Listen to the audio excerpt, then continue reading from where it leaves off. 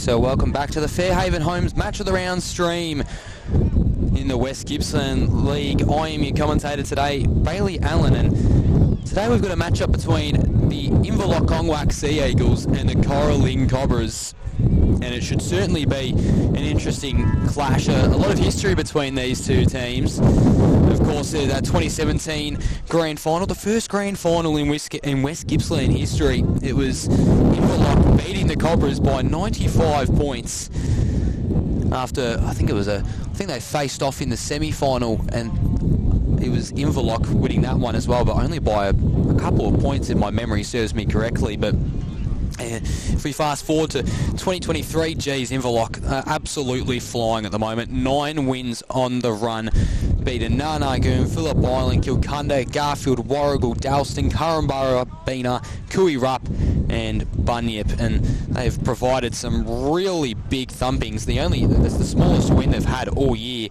was round 1 against Narnagoon, 27 points that was. So they're just so dominant at the moment, and although they're really good offensively and they can score plenty of goals, it's really their defence where it stands out from the rest of the teams in the competition. First in points allowed on the ladder, and they've only allowed just shy of 200 points.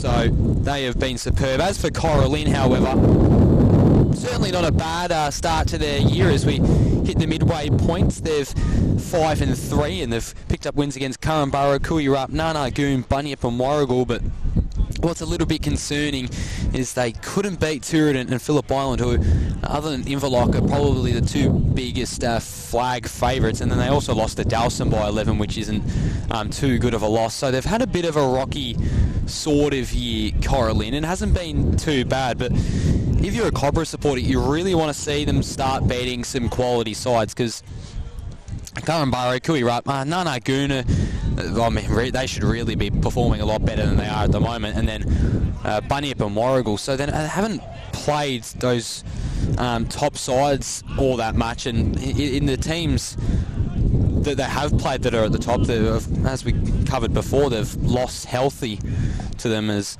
Phillip Island last week was by 31 points, and they were really in that game for the entire first half. They were looking superb, and then the third term came and they dropped off exactly how they did in the Tooradin game as well. But it's going to be interesting to see how Cora+Lynn's forwards work up there in forward 50. You got, of course, Nathan Gardner, who's just the supreme key forward in the competition at the moment, sitting on 53 goals for the year, has been just superb, and he'll probably only be on his way to a ton.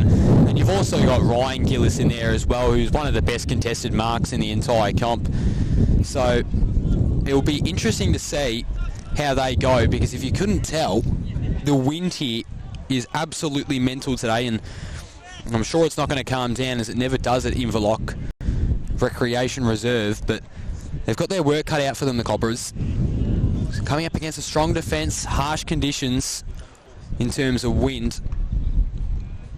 And if you want to speak on offence, geez, this Inverloch side, and they aren't too bad themselves either. They've got 2 players inside the top 5 for goal kicking in Toby Marnie, and of course, his name's left my head for some reason, Nicholas Bolters as well. They're equal third in goal kicking with 25 apiece. They're tied with Mason McGarity from Warrigal Industrials and Stewie Scanlon from Tooradin. So, with all being said, I think Inverloch probably get the chockies today. Maybe not as comfortable as they usually would, but I feel like Cora+Lynn's footy at the moment just isn't as good as it could be, and we saw that especially after last week against Phillip Island, where in that third quarter they were just completely run over, really, by 2 players, in Billy Taylor and Cameron Pedersen. So I'm intrigued to see how they bounce back after the discouraging loss in Cows last week, but we'll see how they go. And I've even forgot to mention the big inclusion for Cora+Lynn of Jimmy Monroe as well, who is coming off his 3rd KC BNF in a row. Just such a superb talent, and he signed on at Cora+Lynn and was telling the club that he'd play for them whenever he could and when Casey had buys. So, and Casey aren't sitting too high on the ladder as well in their premiership defence. So, who knows?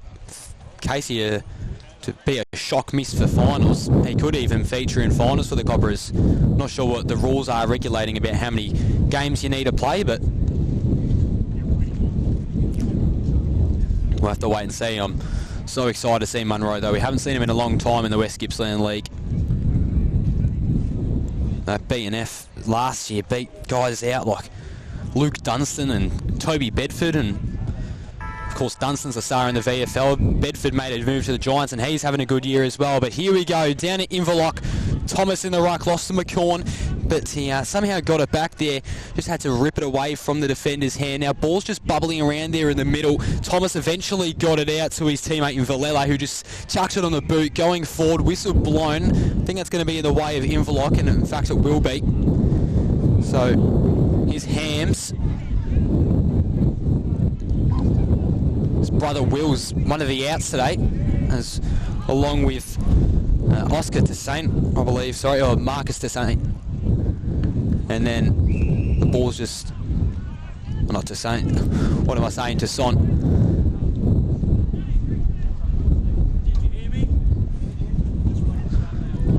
So wind is already proving to be a bit of an issue here early on. Thomas just gave it a good punch out of the ruck. Now running through the middle of the ground are the Sea Eagles. They might be out here. Toussaint just chucks it on the boot, looking for a teammate in Turner. Eventually got enough space, gave it off by hands, was wrapped up immediately. Just has to kick it off the deck here, the Eagles. And it's going to be a turnover though to Machaya. And good kick through the middle, but they just couldn't hit the target in Villela. So now Patterson juggled it around, got it off, looking for McCorn, and he was pressured well.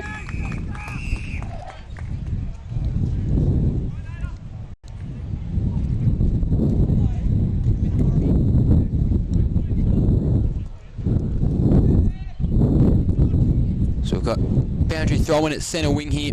Thomas, yeah, just get the feeling he's going to dominate over McCorn all day. Not that McCorn isn't a serviceable ruckman, but geez, Billy Thomas is one of the best ruckmen in the league. Umpire calls advantage. Oh, try to hit him up there inside forward 50. Big bump provided by Marnie, who just dribbles it across the ground from 40 out. Eagles strike first.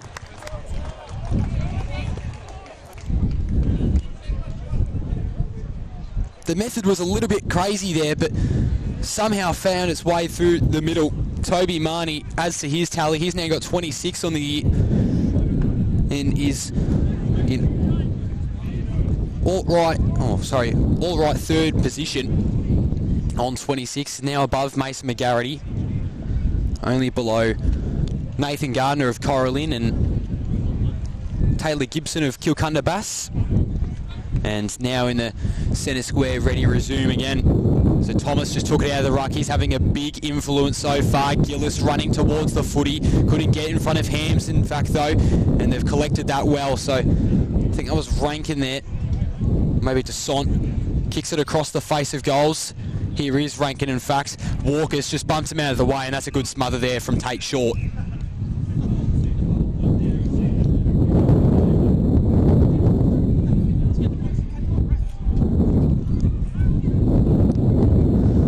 Wind is wreaking havoc today. Impressive boundary throw in there from the umpire. Ryan in the ruck at the minute, just on the outskirts of the contest. I think that might have been Munro at the bottom there. And umpire calls for a back, and it was not Munro, in fact it was Luke Hartley.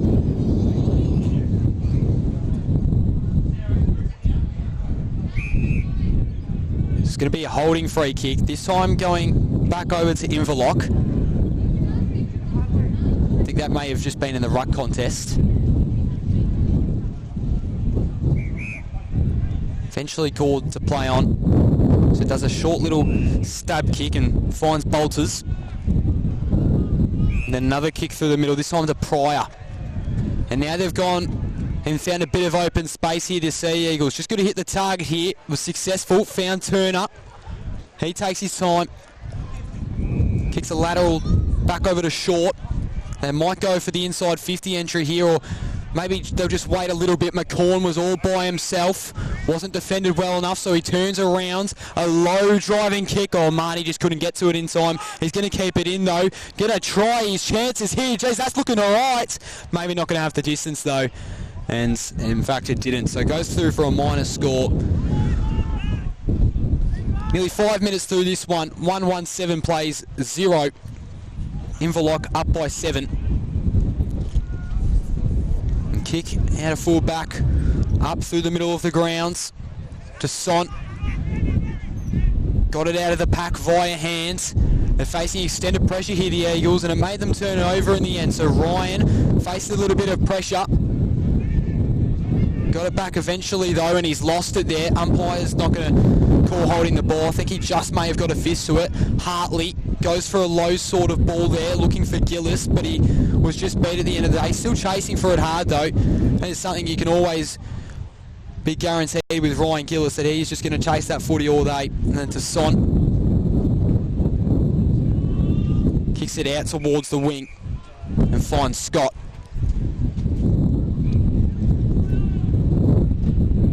McCorn really should have taken that one. Slipped out of his hands. Thomas, cheeky little handball back to Ross, I think that is.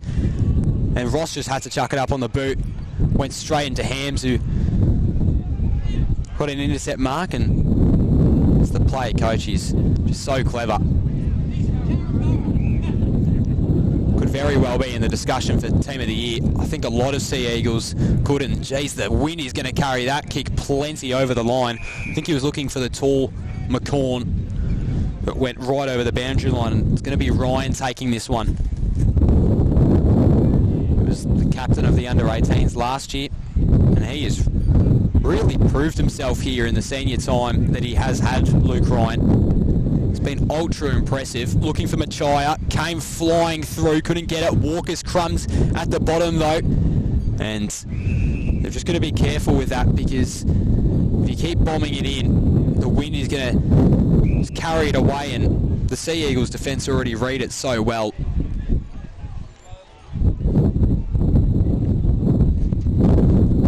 So play on. Thomas. Ball comes out. I think that was Crook that had it for a little there. And now going towards Inverloch's weight, Peluso. Trying desperately to get to it, and then just was unsuccessful in the end. I think Rout could have kept it in there as well, but boundary throw-in instead.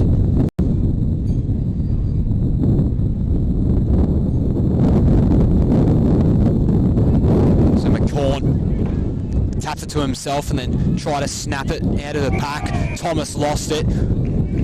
Free kick, Inverloch. And fair enough as well. It was certainly a throw. Just got to be really careful. Do they want to go the short option, or they'll risk it again and maybe go a longer one, but goes right to Thomas, who was just playing in front of McCorn, and this has been a good battle so far. So through the middle, should be an intercept mark, it is.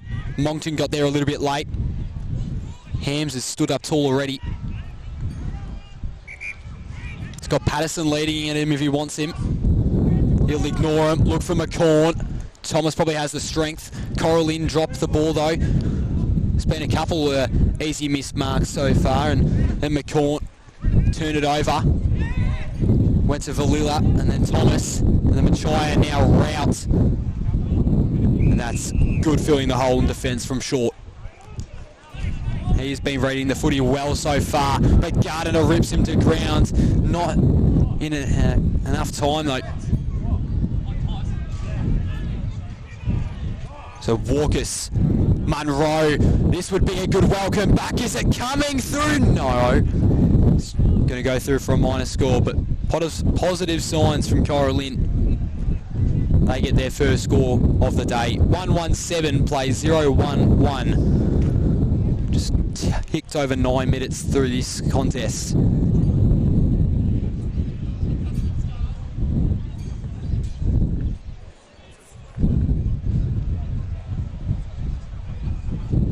we're just waiting for the ball to come back here.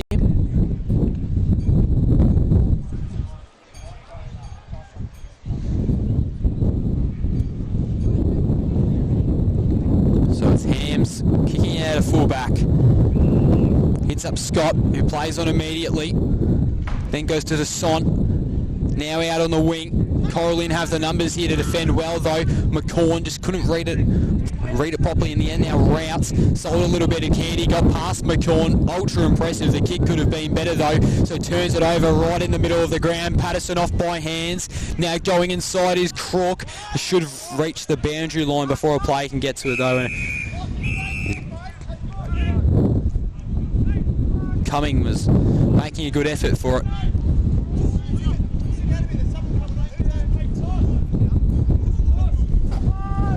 Jeez, this wind is just terrible.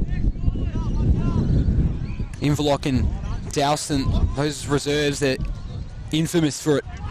So Patterson was running ahead of it for Scott.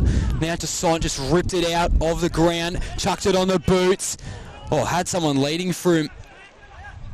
I think it might have been Wyatt, and it was. But Cora+Lynn were able to just smack it on the boot. It was Jed Edwards, and then punched over the line as well. So both teams, you feel, are just feeling each other out at the minute. Inverloch have probably been the better side, though. Cora+Lynn turning it over a lot, especially in the middle of the ground around the contested ball. Munro comes flying out of the contest. I think he tried to hit up Gillis there, but now he's got Gardiner running for him. And then lands a tackle. Here is Ryan Gillis trying to tap it to himself. Found himself in a sea of blue, white and gold, though, and they eventually got it out through good hands. Now Spearings. Very well kick. Cora+Lynn's first of the day. It's going to be hard to kick a set shot. This wind is so unpredictable. Changes at any minute. So for Cora+Lynn's first major of the day, Spearings. Oh, geez, that has had a big gust of wind. It's made its way through. That looks to start very off to the left, and then he somehow found his way to put it through off a massive gust of wind. I wish we had a replay to look at that. But it is now tied at 7 apiece. And Cora+Lynn are playing some good footy.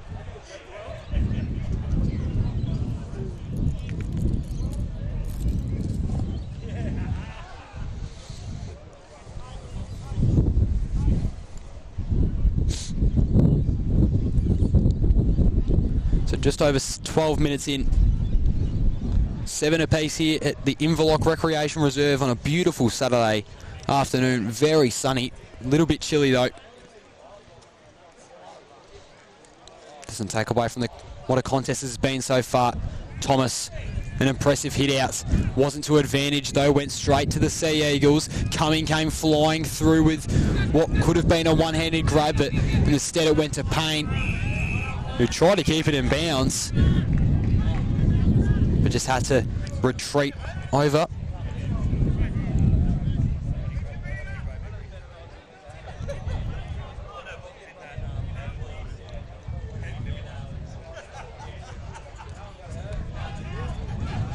So Ryan now down in the ruck is, I think Thomas is having a spell.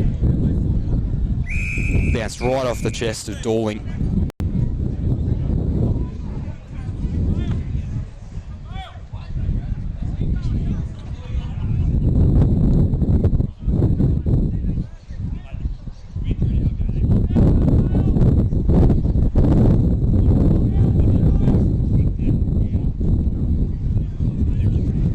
Boundary throw-in. I'm liking that boundary umpire's work today. Sometimes it can be a little shallow in this league, but he's done well. Munro uses all of his power to rip through, hitting up Gillis.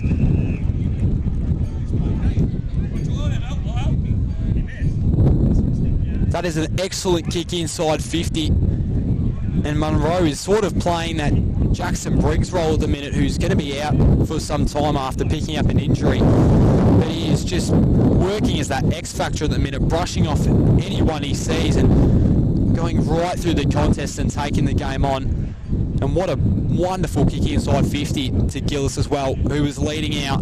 This would give Cora+Lynn the lead early in the first term, and hasn't struck that too well. I think that's out on the full, and it is. Even if there wasn't any wind there, I just don't think the placement of ball onto foot was all that accurate.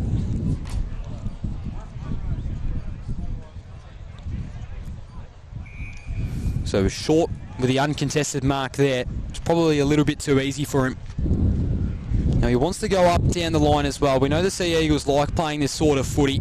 Coming, just stood tall, kicks a low one inside 50 or maybe just on the outside of it, finds his teammate in crook, patiently waits, then tries to find Marnie. And then Tim Payne's going to see this one go over the boundary line for Cora+Lynn.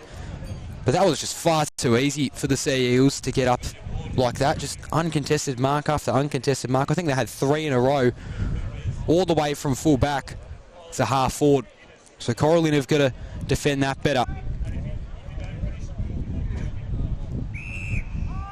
And fairly obvious free kick there. Monroe had his head over the ball. Copped a knock in the head. So he sends a big bomb up towards Gillis, who broke free. Now Gardner's looking a little bit dangerous. The two Sea, I thought it might have been two Sea Eagles that crashed into each other, but no, I think it was Cora+Lynn and a Sea Eagle. It was tossed away from the ball, was the Cobra there. Working hard in defence, Inverloch.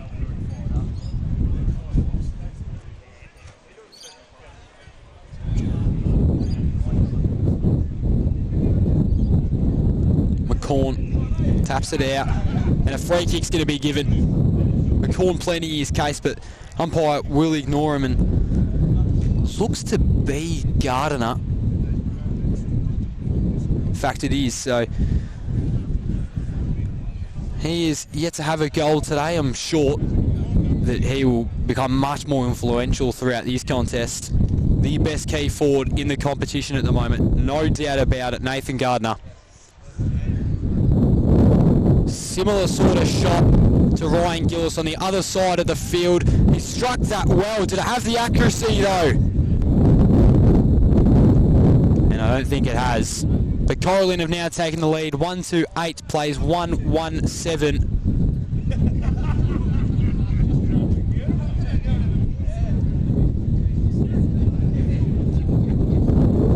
And I feel like we'll have a bit of extra extended time purely just off these ball, off these scenarios where the ball has to be retrieved from the car park because the wind just pushes it so far down the ground. Anyways, Hams kicks it looking for McCorn, who's been influential. So's this man right here, Short. Has another mark to his name. I think he's had about 3 or 4 already. Oh, geez, Rankin was in big trouble there, but now he doesn't have an opponent on him, so he's allowed to kick it out. I think he's looking for Dorling there, but was just beat out by Moncton, who was just the more powerful figure at the end of the day. Gillis tried to go up. Out of bounds. They looked on for a little bit there, but Rankin's kick was a little bit inaccurate towards Dorling across the corridor.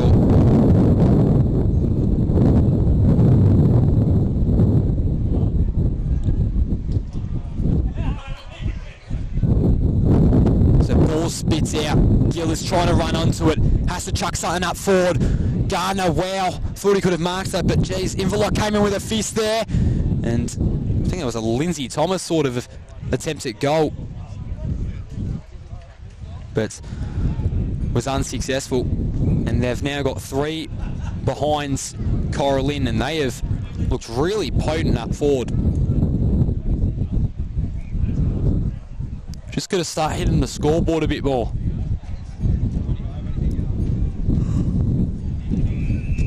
So 1-3-9 plays 1-2-8. I think there's a bit of scoreboard mishap here at the minute. It says it's a tie, but Cora+Lynn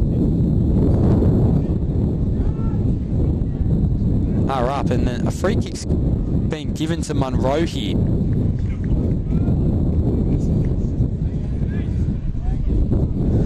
Monroe's already had so much impact on this game today. Had a set, well, not a set shot, but a shot on goal earlier before. Missed it out to the left. This one, a set shot directly in front.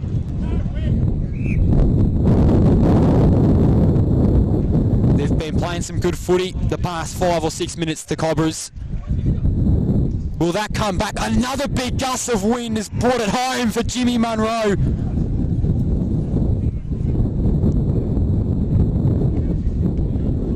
And the Cobras are now up 15-7. Was that not gone through? Geez, the reactions of the players certainly made it seem like it, but you see Tom Hams there waiting for the ball. It must have been behind. The wind must have been a little bit too late on that occasion. So after that correction, it is actually 1-4-10 to 1-1-7. And Cora+Lynn could have had a decent lead. I don't think anyone's blaming them for missing the goals up there. And Thomas will just see it go over the out of bounds, and he'll nominate himself back in the ruck.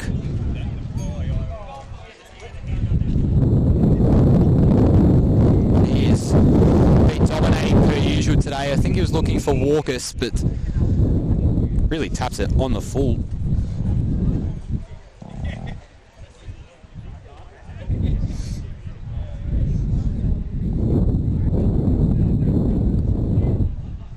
So Ryan picked it off.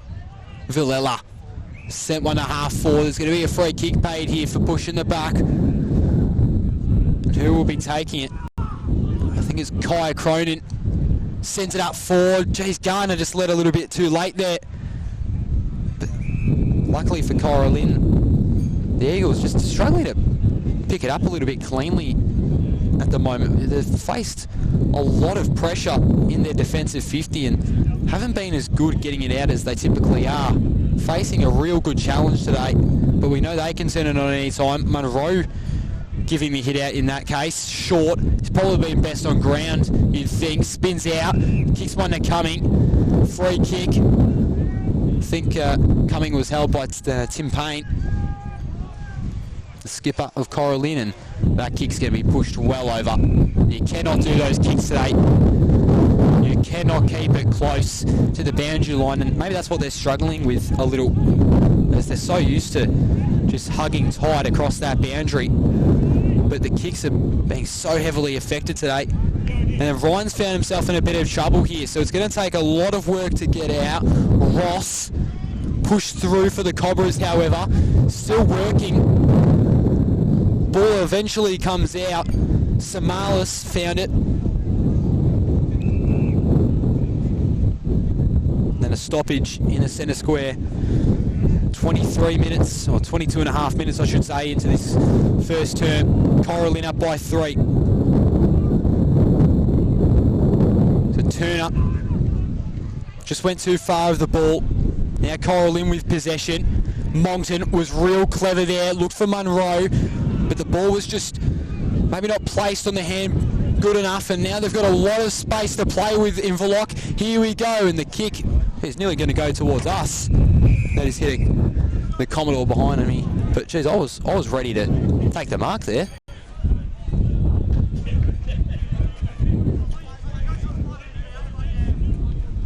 The Briggs.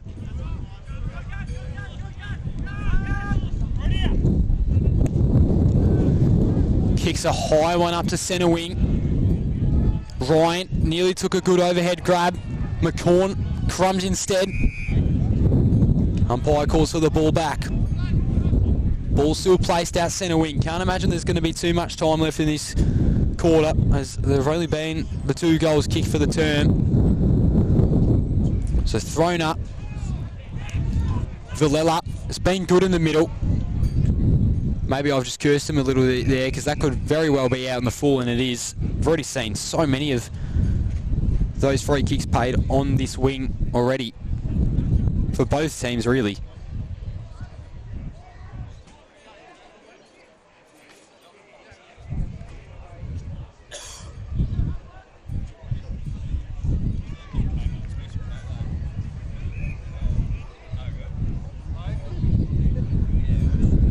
So ball eventually comes out of the car park there. I think this is Rankin with it. It is. He is having such a superb year down back. Thomas, good intercept. He's probably been the better of the two ruckmen today. Kicks it out more towards the central wing position. It was Gillis of the Nathan variety, and then Cronin goes inside 50. And I think the ball was just kicked off the side of the boot there because Gardner was making a real good lead.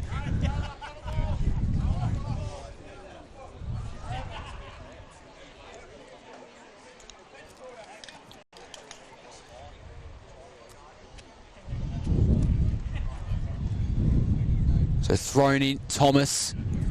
I think he tried to just chest mark it almost before getting the hit out, and that ball once again was going towards Gardner, but just hasn't been able to get to it in time.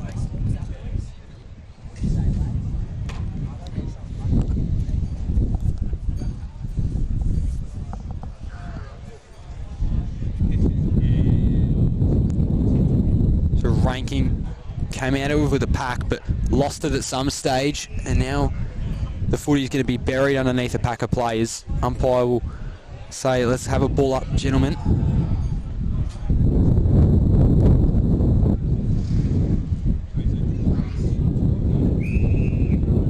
Plenty of stoppages over the last 2 minutes or so. A lot of congestion.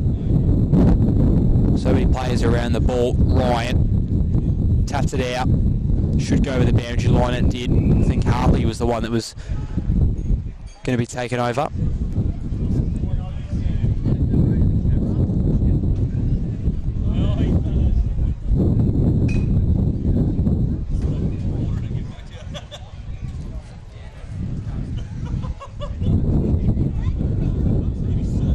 Look at all the numbers around the footy there. You've got all of Cora+Lynn's forwards, all of the backs there and the mids, all trying to go for the footy. There's not much spacing at all. Thomas eventually got it out. Ryan smacked it on his laces, and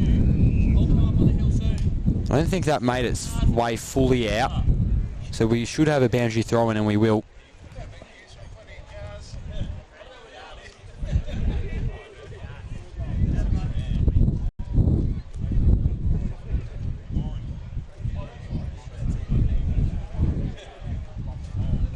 Thomas hit it behind his head. Munro pushes off one, try to get the hands off to a teammate, but Rankin beat him to it.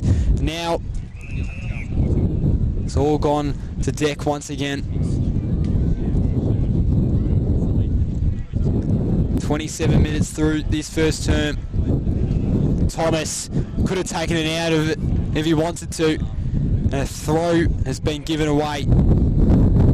Inverloch may finally have a bit of time to set up properly behind the ball. Geez, that was a real long time of just continuous stoppages. So he kicked up forward. Geez, that's a good mark. And then they're just going to wait for some leads to come towards them. Umpire calls play on.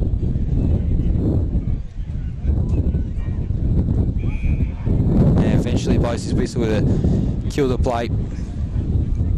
But just both teams really struggling to move it forward with any sort of speed at the minute, and who can really blame them, to be honest. Eventually comes out. That's a mark taken by the Sea Eagles. Here we go. Toby Marnie. No, he's chasing it. In fact, he's found himself with a bit of space, so he should be able to sock it up the ground, or just take it up and kick another one. And after a long time between goals, Inverloch have their second, both from Toby Marnie.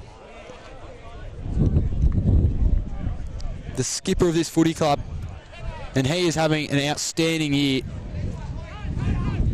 Probably find himself in the forward pocket for Team of the Year of 2023, and he's going to be subbed off here on the interchange, and they're now up by 3 points.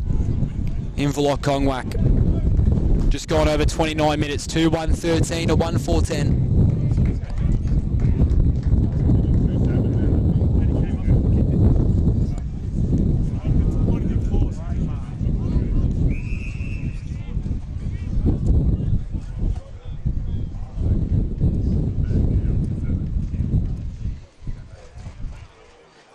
Munro tackled instantaneously.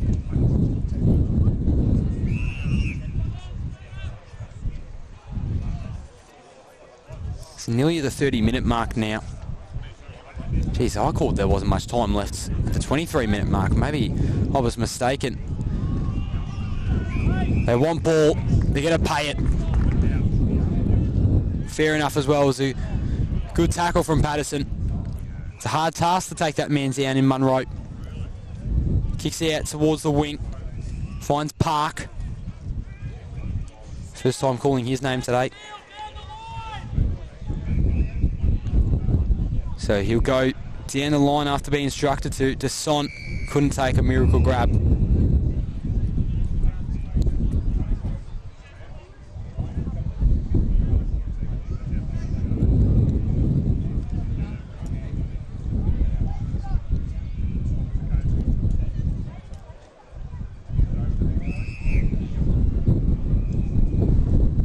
So I think the ball's just going to be recalled here.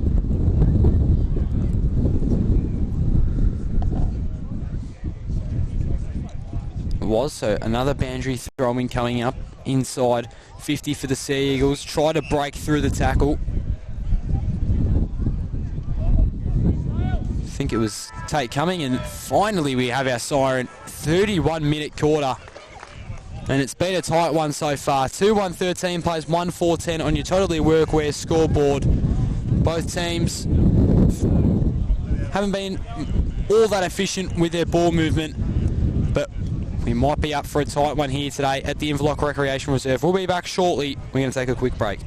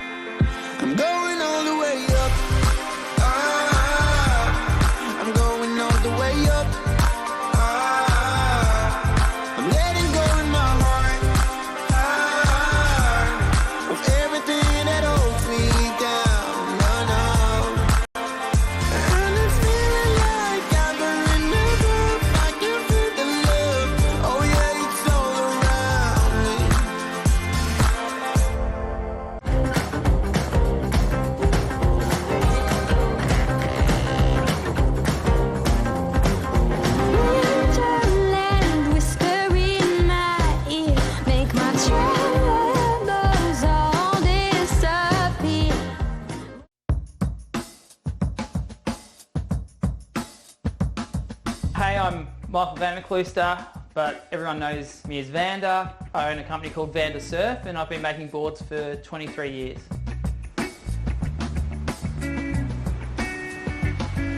When I started, it was all hand shaping and templates off the blank, and then as CNC surfboard shaping machines came into more availability, I started designing on the laptop and designing in 3D modeling.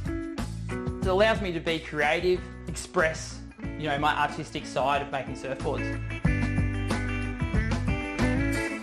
My favourite part of shaping boards is I really enjoy the interaction with the customer. I love making surfboards for other people. If I can make a board that's going to make them enjoy going surfing more, that's what I get the most joy out of.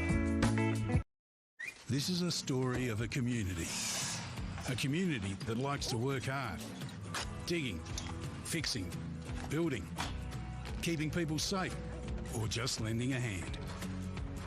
A community that all have one place to come together where they're spoilt for choice, and good service is everything. And although there are stores all over Australia, the owners are as local as they come. Totally Workwear, clothing your hard-working community.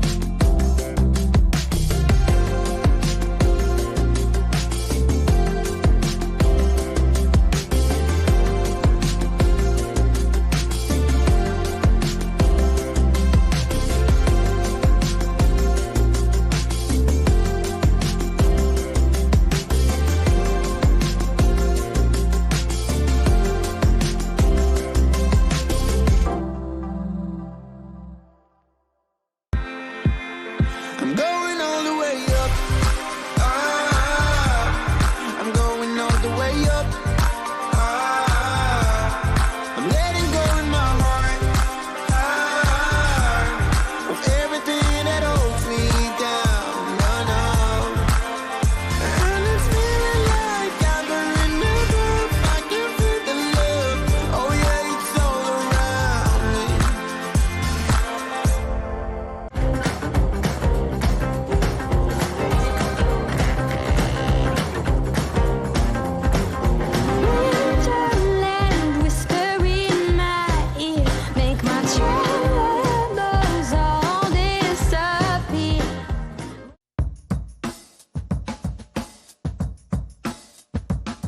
Hey, I'm Michael Vanderklooster, but everyone knows me as Vander. I own a company called Vander Surf, and I've been making boards for 23 years.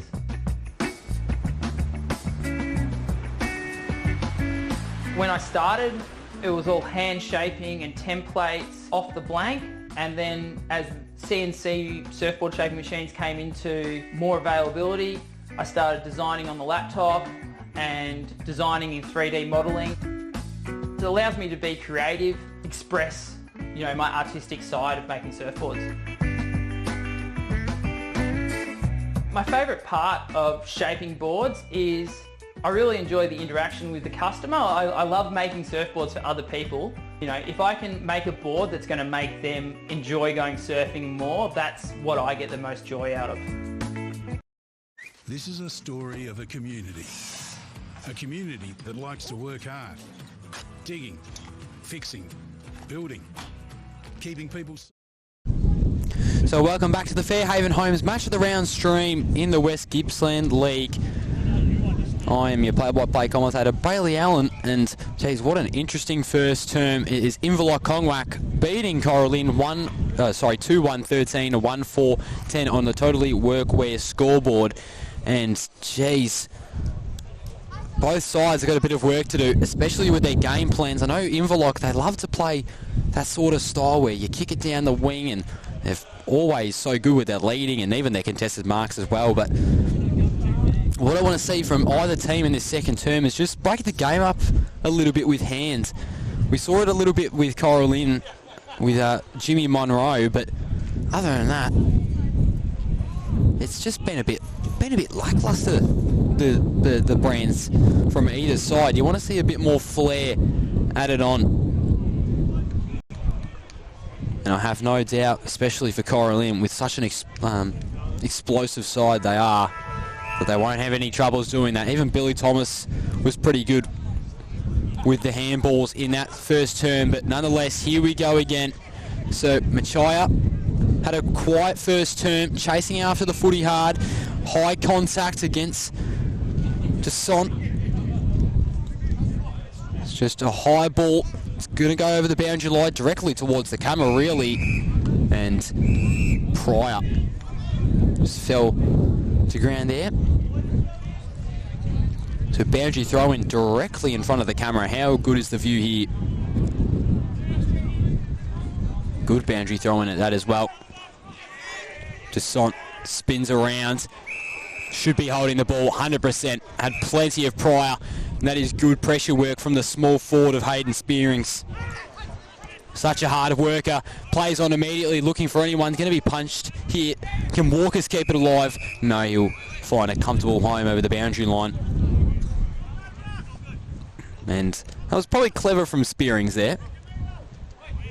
Most players would have liked to go for the set shot, but was the unselfish player in that instance and gave it off. Thomas hits it out of the ruck. Park lost it, but now Samalis running for the footy like a madman. Couldn't get to it in time though.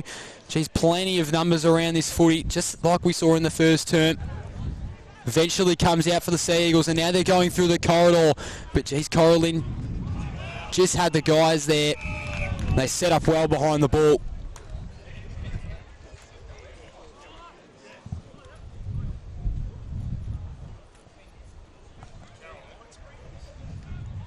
Thomas, Moncton.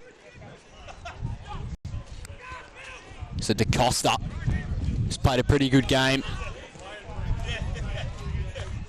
Comes out. Now going up towards Inverloch+V+Cora+Lynn side of the ground, and he has missed a lot there, Nathan Gillis. Nathan Gillis or Villela? Sorry, my mistake, Nathan Villela.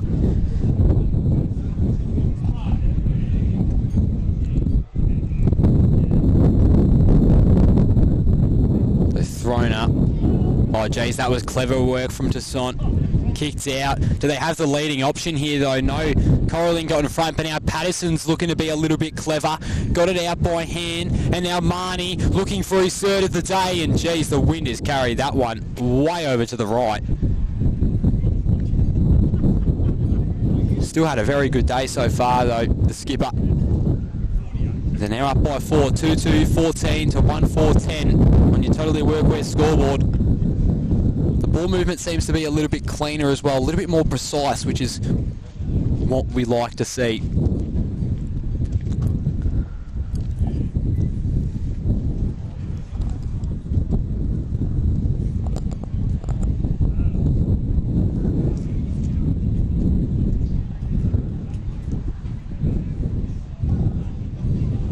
So kick down the line, McCorn doesn't get much easier than that. Kicks on the left, hits up a man. I think that's coming there with it. And he could very well go for this if he likes. Hasn't been too bad himself. Tate coming up in forward today when the ball has eventually reached its way inside forward 50. Goes around the mark, won't be coming back. Should just sneak over though, or perhaps not. Good defence from Cora+Lynn, and they've somehow kept it alive. But now they're in a tricky position once again. So just spins around, chucks it on the right, did Scott. And is that a goal? Oh my God, Lachlan Scott's kicked it. I thought there was no chance. I think Thomas thought he might have been there in time as well, but perhaps not.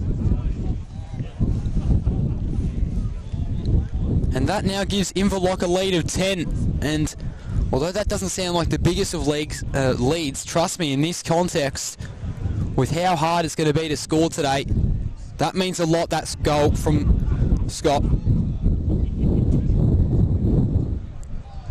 Really just a chaotic sort of kick there, but made its way through.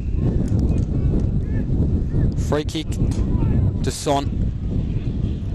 Kicks it up forward, coming. Leapt up for it, just wasn't tall enough in the reach. Samalis looked to be in prime position there, but umpires called for a throw. Now Payne.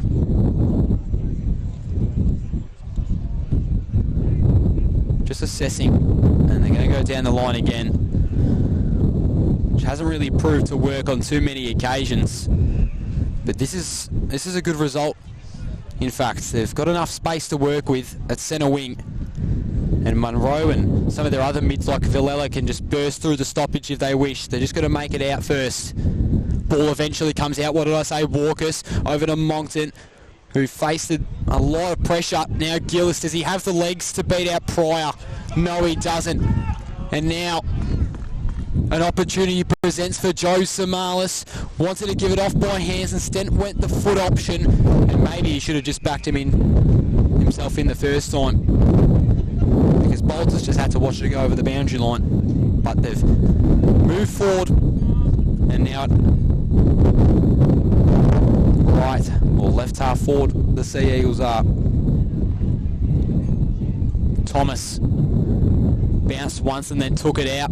Clean hands, and then kicked out by Cora+Lynn. Scott kicked the last one, now goes to the one-on-one. I think that's Marnie. In fact, it is all by himself. Jeez, that would have been a very hard goal to kick.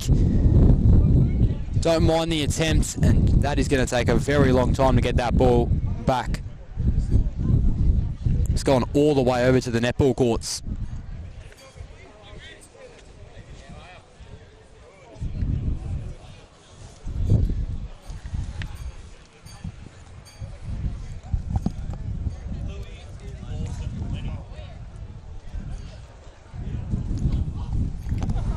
So play finally resumes. Marked freely by Wyatt. Kicks it inside 50. And the kick was just a little bit too inaccurate. Cora+Lynn intercepting it well. Another down the line kick, this time looking for Walkers. Ends up with McCorn. A bit of back and forth here. McCorn's going to look to go for another bomb inside 50, or perhaps not. He's precise with his selection and finds Wyatt, who's had a good couple of minutes.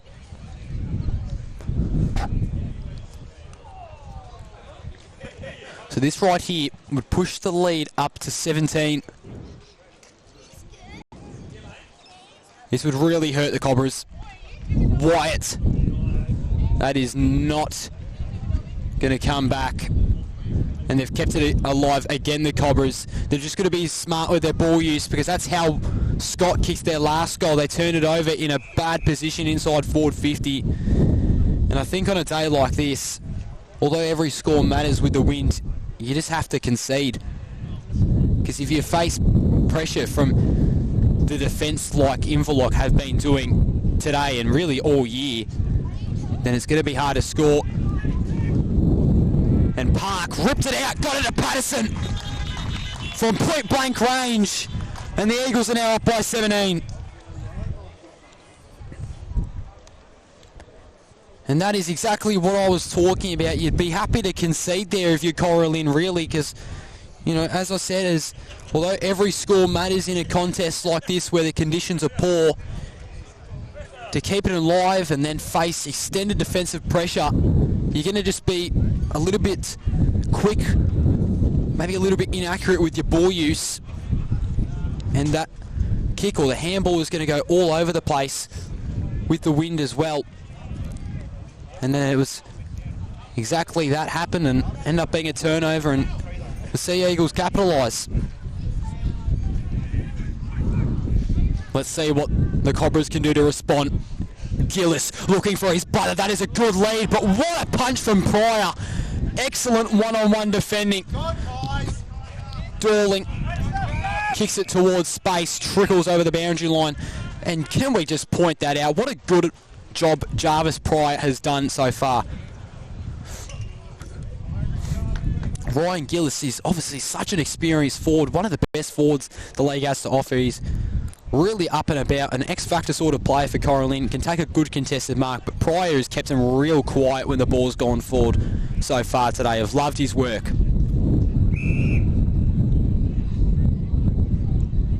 Stoppage at centre wing. 4-3-27 to 1-4-10 on your Totally Workwear scoreboard. Thomas came in with a fist, Monkton in the long sleeves, evaded one, and then tried to do a check side kick of sorts. Went over the boundary line on the full. So Short, who's also had a very good day himself in this first half, down back. Chipping kick to Patako. Pretty sure this is his first touch today, and this is much better from the Eagles. This is what I was saying they needed to do, just that short style of kick, but then the Cobras have come through and they've provided a little bit of defence, which is nice to see. Really putting pressure on that footy. I think that's Peluso who was trying to break through. It was. That kick through the middle didn't look too bad, but it was defended nicely, the corridor by Cora+Lynn. And now another opportunity presents. So Munro in the ruck, then try to collect his own hit out and burst through. Couldn't do so.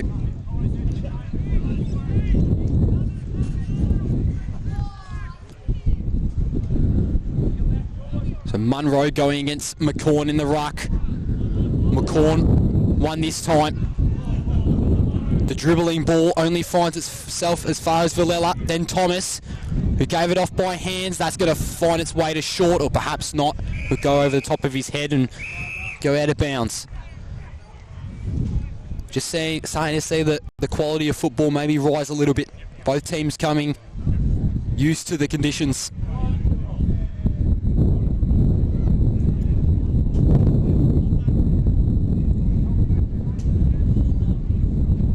So Thomas, geez, got McCorn there, high there. Machaya try to get through. The kick was a little bit rough, and Gillison, an Inverloch fan, have a little moment there.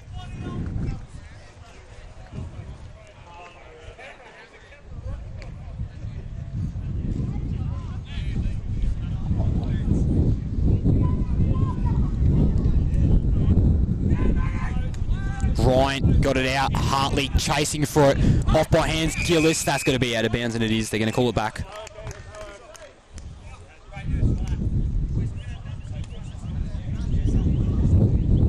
You just see the leadership there from Munro, despite being out all these games. Such an important figure to have, even for a couple games that he's available. Goes head over borders. Munro still couldn't get it out. Kicks it into space. Out of bounds.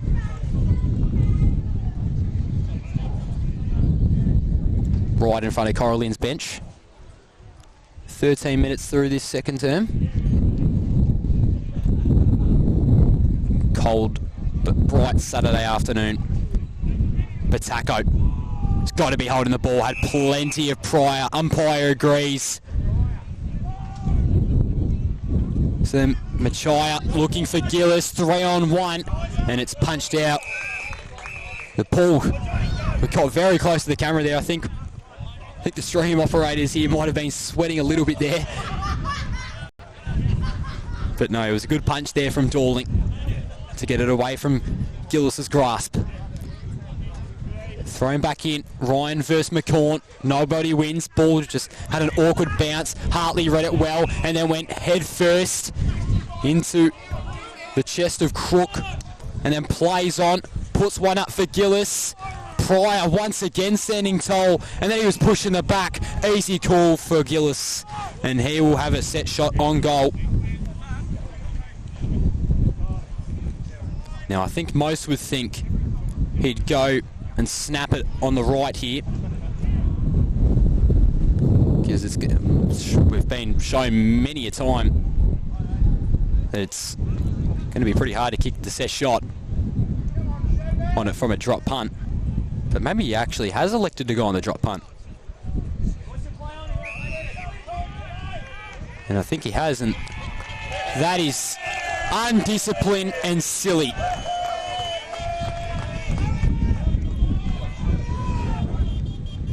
That is uncharacteristic from Munro. And an opportunity has gone begging.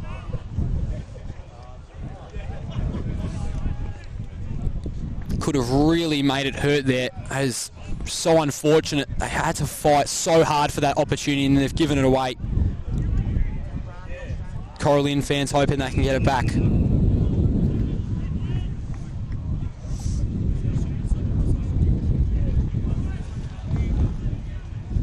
So now sitting at half forward after the reversal. Here comes Scott. Off by hands to Park. Kicks it down the line. Mark really should have been taken but wasn't. Smacked out of his hands.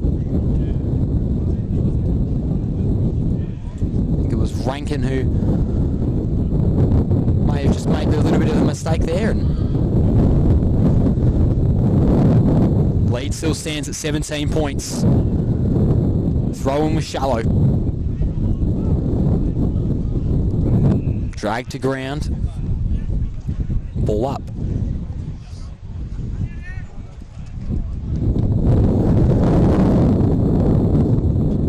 So wind is really starting to get bad now. Munro on the wing, smothered well.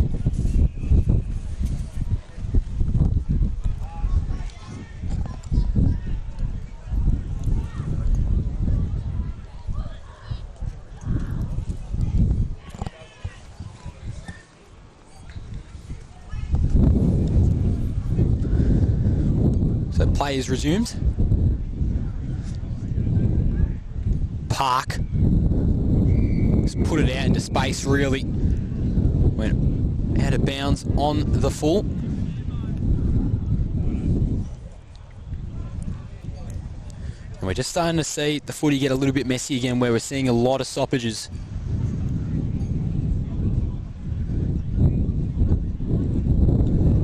Both teams resorting to those down the line kicks because you can't really switch it all that well. Because the wind is just going to carry it so much. Ryan hit the deck hard. Thought he was worthy of a free kick. Play continues regardless. Another inside 50 entry, and Peluso was there to fill the hole. And then kicks it up forward. Uncontested mark. I think that was with Hartley. Here comes Gillis again. Uses the body. Pryor might just be pushed out of the way here. And it was a good chase. It's been a good battle throughout this second quarter. We've been real lucky for the ball to come to this side of the ground near the camera. It's been a great battle to analyse Gillis and Pryor, and Pryor's probably winning it at the moment, you'd think. Samalis, cheeky over the hand, or over the head, handball. Only went as far as the Cora+Lynn player though, and he's turned it over himself, in fact. So Dorling try to go to Cumming. Peluso getting another possession at half back, moving towards the wing. This is good ball movement here, and just no talk. And now they've got an opportunity with Hartley. He's just going to read it here, and Pryor, that's a good bump, and I got nervous there. Pryor looks as if his head was going to smash right into that metal pole there, but was clever and slid just in the nick of time.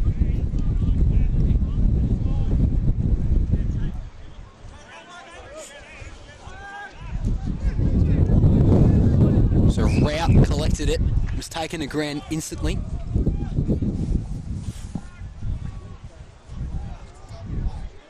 Here we go again. Ryan. He's had a not too bad of a day as the second choice ruck. Eventually comes out for Joe Samalis. Ball escaped both the Inverloch and Cora+Lynn players there. Wyatt tried to put it forward. Sort of went in the air and straight ahead.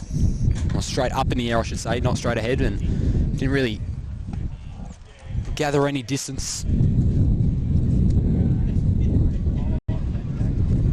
So almost in extra time here.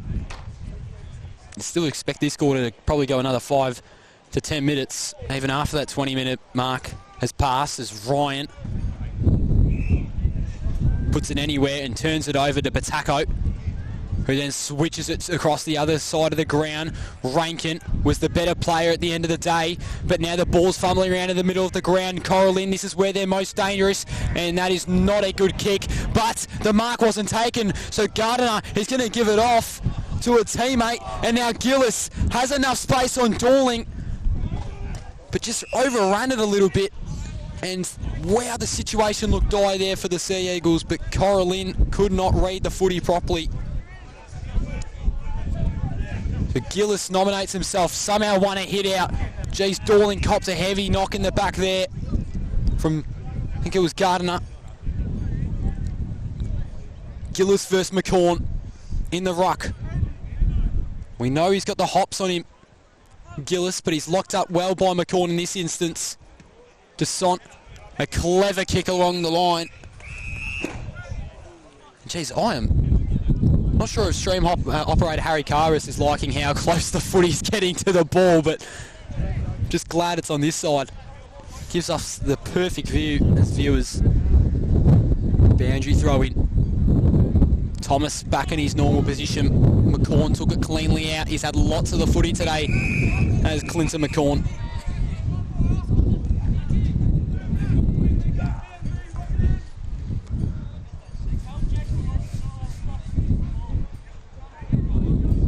Now at centre wing.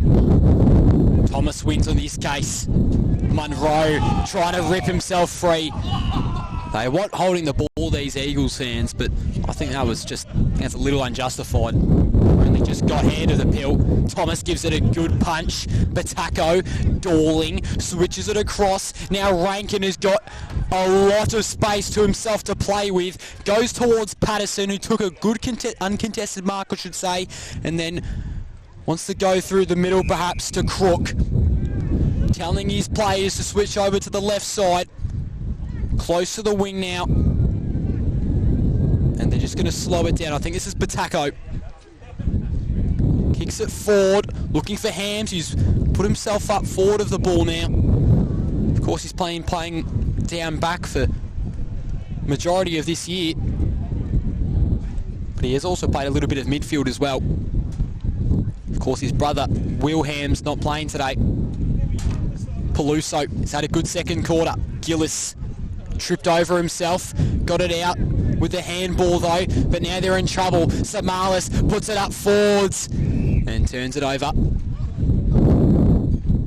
And here we go again for Cora+Lynn. Got to be smart with their footy. It's called a play on. Trying to get past Cumming. Eventually dishes it off to Peluso, who's been real good this second term, as I mentioned. Wow, Hams copped a heavy knock there on Moncton, and he's given him a little bit extra as well. But the free kick is justified. 100% front on contact. Tom Hams up forward. He's got a player leading, but hits the deck. I'm trying to see who that might have been. Maybe Tasson, or someone of that taller nature.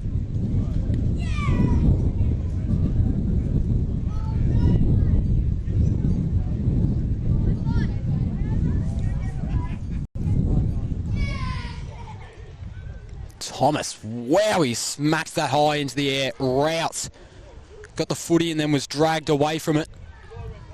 Machaya got his head smacked into the ground in the tackle. Not hard enough though. No free kick awarded, just a stoppage. Thomas, arguably in the conversation for best on. Cora+Lynn have only kicked the one goal today.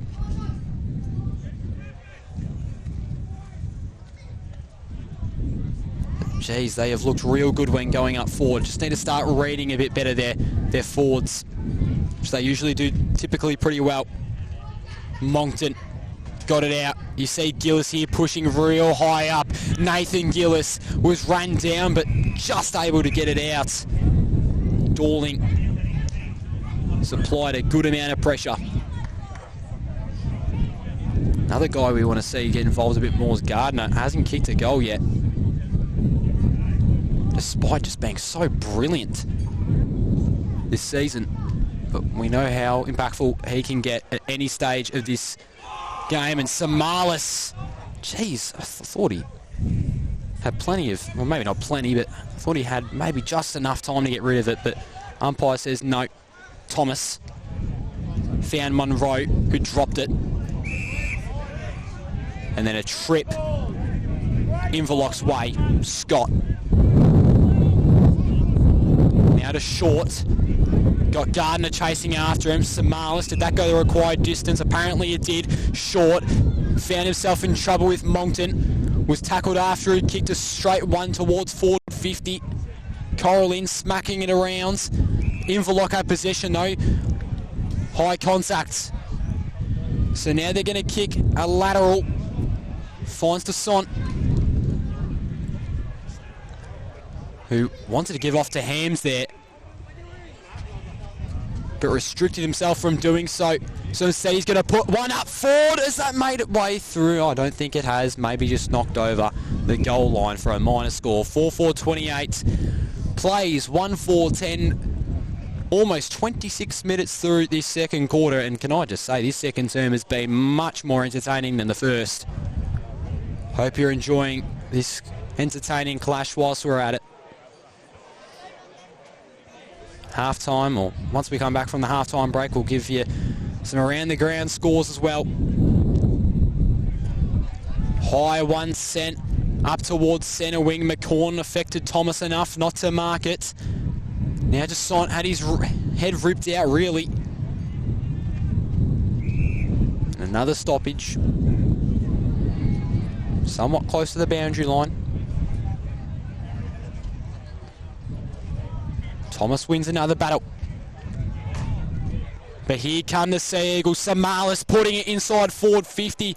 I think Marnie just expected the ball to come a little bit more forward to him. But have a look at Ryan. It's a 1v4 contest. And Ryan is still running for it. Eventually got a good piece of the footy.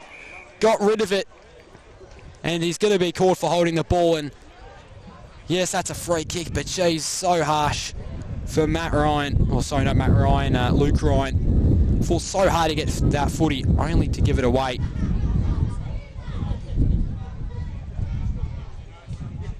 And now Inverloch going for the set shot. Geez, this would be an absolute miracle goal if he was to make it. Toughest angle. About 50 metres out as well. It's not going to make it. And, oh, geez, I thought Rout almost marked that. Was it maybe Munro? Free kick's been given. Regardless. And they'll go down the line again, Cora+Lynn, as they've been doing for a good part of today's game. McCorn, another player who is in the conversation for votes. He's had a big game today. Takes a good intercept mark. And can now have a set shot after the siren. And you already know Inverloch, the players, the fans, everyone is going to get up to him if he can kick this. McCorn has missed the lot. Jeez, that was not the most accurate of set shots. But nonetheless, wow, what an entertaining quarter of footy. Liked the brand both teams played, even though it got a little bit sloppier towards the end there. Cora+Lynn 100% still in this. Just got to get a little bit cleaner going into the second half. 4-4-8, 28 to 1-4-10 on your Totally Workwear scoreboard. It's half-time here at the Inverloch Recreation Reserve. We'll take a short break and we'll be back with you shortly.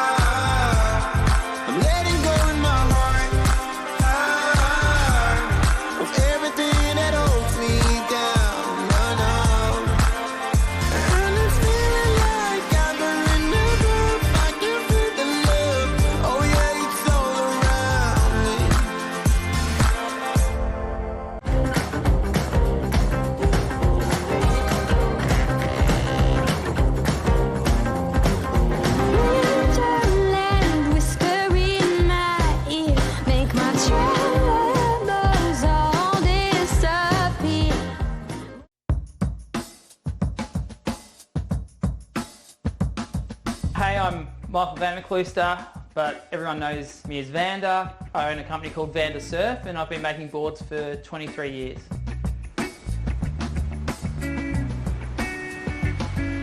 When I started, it was all hand shaping and templates off the blank, and then as CNC surfboard shaping machines came into more availability, I started designing on the laptop and designing in 3D modelling. It allows me to be creative, express, my artistic side of making surfboards. My favourite part of shaping boards is I really enjoy the interaction with the customer. I love making surfboards for other people. If I can make a board that's going to make them enjoy going surfing more, that's what I get the most joy out of. This is a story of a community that likes to work hard, digging, fixing, building, keeping people safe, or just lending a hand. A community that all have one place to come together, where they're spoilt for choice and good service is everything. And although there are stores all over Australia, the owners are as local as they come. Totally Workwear, clothing your hard-working community.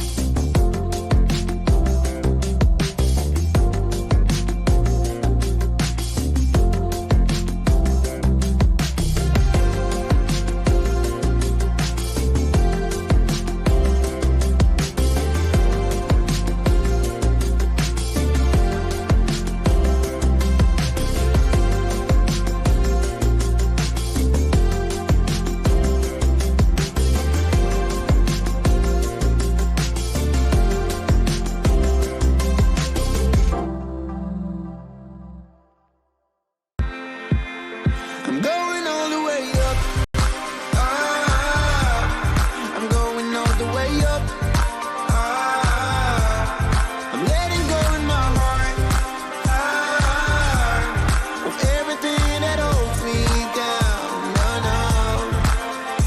And it's feeling like I'm in the groove. I can feel the love. Oh yeah, it's all around me.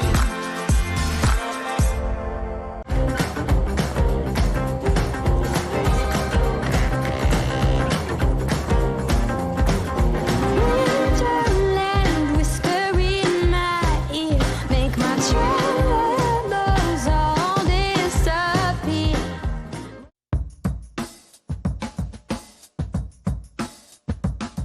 Hey, I'm Michael Vanderklooster, but everyone knows me as Vander. I own a company called Vander Surf and I've been making boards for 23 years.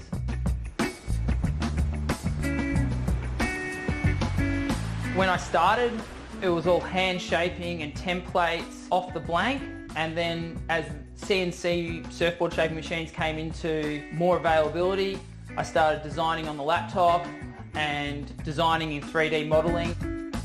It allows me to be creative, express, my artistic side of making surfboards. My favourite part of shaping boards is I really enjoy the interaction with the customer. I love making surfboards for other people. If I can make a board that's going to make them enjoy going surfing more, that's what I get the most joy out of. This is a story of a community that likes to work hard, digging, fixing, building, keeping people safe, or just lending a hand. A community that all have one place to come together, where they're spoilt for choice and good service is everything. And although there are stores all over Australia, the owners are as local as they come. Totally Workwear, clothing your hard-working community.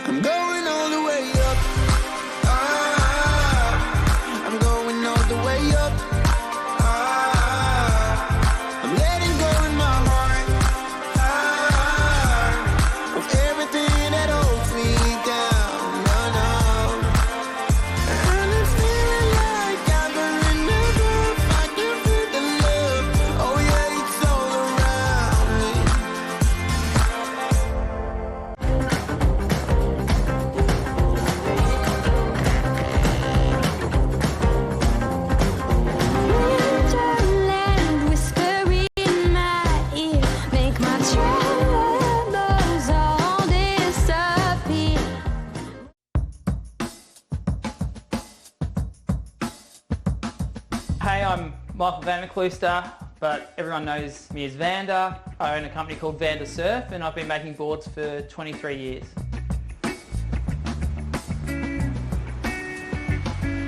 When I started, it was all hand shaping and templates off the blank, and then as CNC surfboard shaping machines came into more availability, I started designing on the laptop and designing in 3D modelling.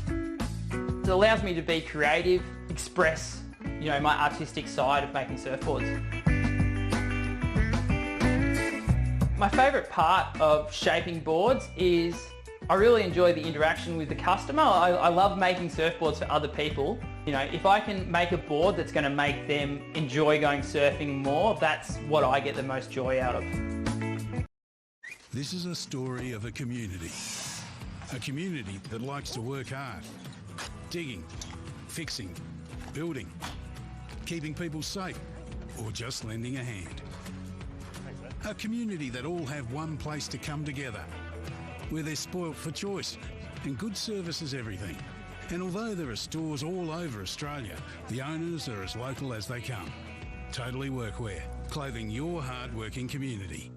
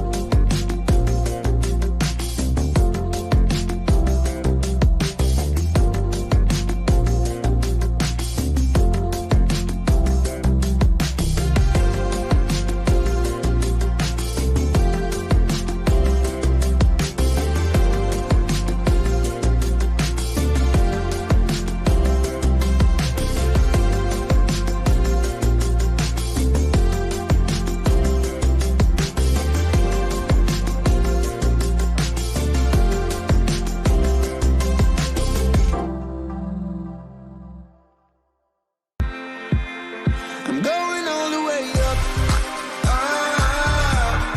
I'm going all the way up. I'm letting go in my heart of everything that holds me down. And it's feeling like I'm in the groove. I can feel the love. Oh yeah, it's all around me.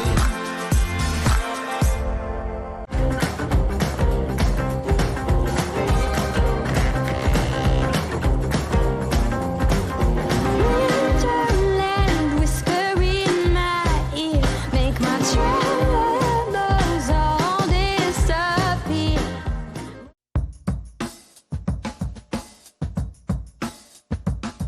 Hey, I'm Michael Vanderkluster, but everyone knows me as Vander. I own a company called Vander Surf and I've been making boards for 23 years.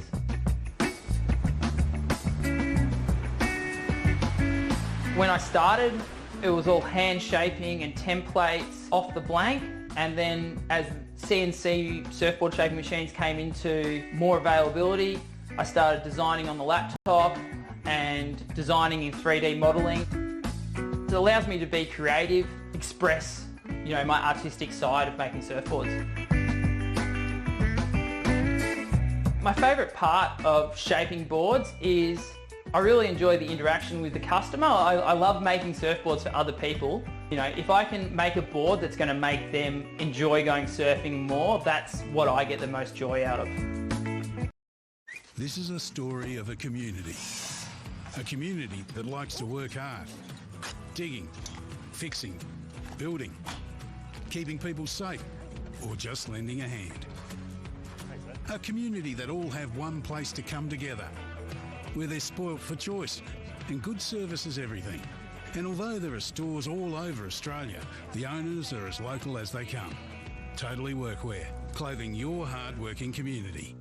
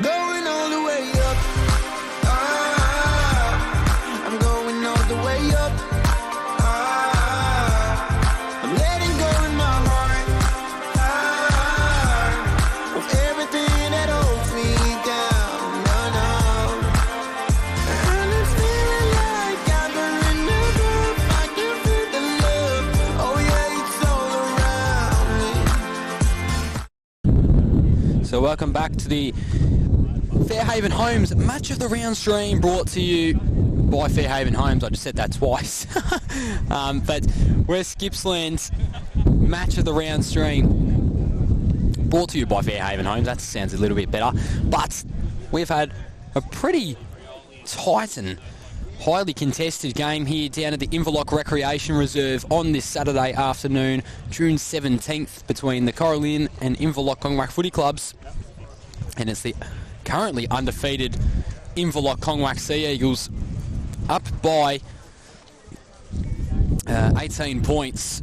And Cora+Lynn looked pretty good at some stages in that second term, but what really just didn't click is their forwards. Nathan Gardner has had one of the quietest games all year in regards to himself so far, has yet to kick a goal and add to his goal tally of 53 at the moment. Gillis has been defended really well by Jarvis Pryor as well, so they're just struggling a little bit up forward, the Cobras, but they've got those hard-working mids as well with Billy Thomas, who's played a real good game, and Jimmy Monroe.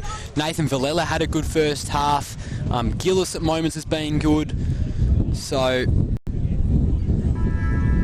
if they can just continue to explode out of those contests, especially through Monroe, then they could still very well be up for a win. Plenty of time left on the clock for the Cobras. So Machaya got out by hand and found its way to half back, and then Moncton in the middle of the ground just sends it up forward. Jeez, I think that was Ryan there who really could have taken that overhead uncontested mark, but now it's out on the open wing for IK. So kicked straight from Somalis and then played on by the Eagles, and finds its way right into the chest of the opposition in Tim Payne, the skipper. Usually be in a dual captaincy with Jackson Briggs, but he is injured at the moment, as we discussed earlier, as Rout takes an uncontested mark at centre wing and then sends it. Gardiner! No, not again. Jeez, could have had that one, but instead has to turn around, put it on the boots, and Hams kept his composure and marked it well. Professional. So no one really opening up here for IK, so they're just going to kick it down the line, and it's going to go over after a punch from Jed Edwards. And whilst we're here, I'll try and get you some scores around the grounds in the West Gippsland competition. They're all in progress at the moment. I'll have to take another look at that shortly. So Cora+Lynn moving it precisely up forward and then played on by Nathan Gillis. Bending, yes! After a whole quarter in between goals, Cora+Lynn have scored another major, their second of the day, after a bending sort of ball from Nathan Gillis. And usually it'd be his brother Ryan kicking those sort of ones, but no, it's Nathan's time today. And both of them have been such important additions back from their 4-year stint with the Somerville Footy Club in the MPNFL. And you can just tell how much this team really needs them. Nathan Gillis brings it back down to 12 points. Cobra strike first, and I think this is probably one of the biggest challenges IK has had all year. They've blown their opponents out the water, but geez, Cora+Lynn are playing some good footy at the moment. So wrapped up, ball up, once again, Thomas gave it a good punch, tapped around, bit of ping pong. Machai tried to burst through the stoppage, was unsuccessful. Ball spilled out though, and then Edwards wants to go for a little bit of a run, so he'll chuck a Yui and then kick it on the right. Should have been a mark from Cora+Lynn. Spearing kick inside 50. Gardiner still can't get a sniff of the pill. Sold a little bit of candy. Did the Sea Eagle there. Now kicking out towards the wing. Here comes Patterson, chasing. Can't get it. Edwards a little bit too slow as well. Now it's centre wing.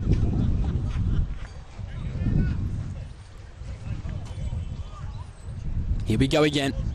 Thomas versus McCorn.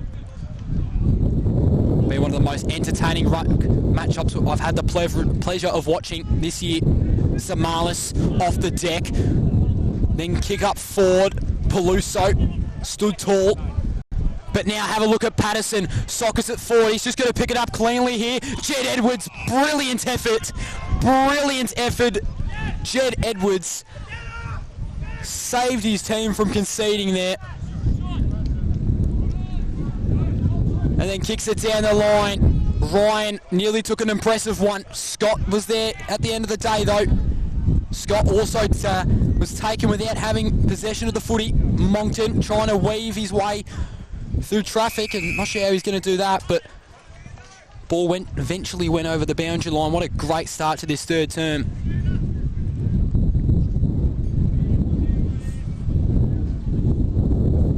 Here is Billy Thomas, nominating as the ruck for Cora+Lynn, runner-up league and league best and fairest in a time not so long ago.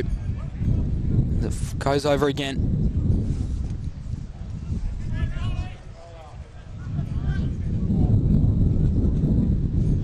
Let's just see Crook there walk past our camera. Spearings went to grounds. Munro ripped it from the grasp of Scott. And it was looking like the ball was going to go towards Gillis, but kind of got caught up in the wind and stopped mid-air.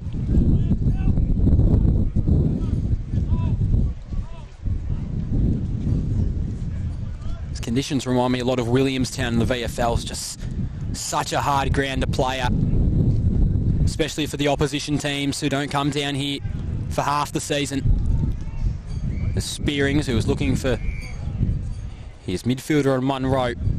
The ball went right over his head. And whistle's being blown here. Not sure what the call is here. Maybe a blood rule. I'm actually not sure. I think maybe they were just discussing the call and they decided upon out of bounds. Nonetheless, Ryan hit out. Munro comes through the package. Gillis took a leap up for that footy route, had his back turned to it. Gillis knocking over his own teammates, trying to get it. And then play is called dead at half forward for the Cobras. Machia, or maybe that's Rout. I think that may have been Rout, in fact. Let's take it to ground. Oh, no, it was actually Munro, in fact.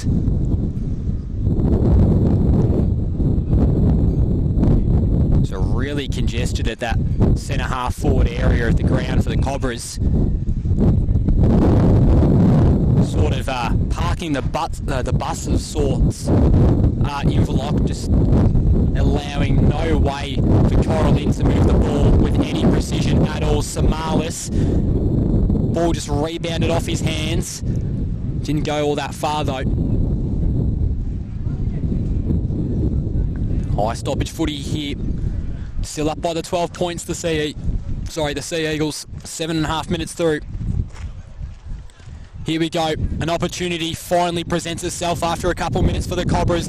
Edwards snaps it around his body. Can anyone mark it? Is that Gardiner who's taken it? No. I thought I did see a bounce of the ball first. And the umpire is in agreement with me. Boundary throw in. In the pocket. Thomas took it out. They should go over, but a free kick's going to be paid for Cora+Lynn here. This is huge. Who will it be paid to? Looks to be Gillis, and it is in his bright orange boots with his mohawk. And you full well know that if he is to kick this, he is going to go bananas. Absolutely nuts. This man will go if he can kick this and put his footy side within a kick. Looks like he's going to go the drop punt method here. As we saw down here in the second quarter earlier on before, when he had his set shot stripped away from him. Gillis to make it a 6-point margin. But no, not to beat. 11 points. Let's do it all again. IK from fullback. Chipping sort of kick. Just playing slow kick-to-kick footy here. Crook. At half back. Plays on after a little bit.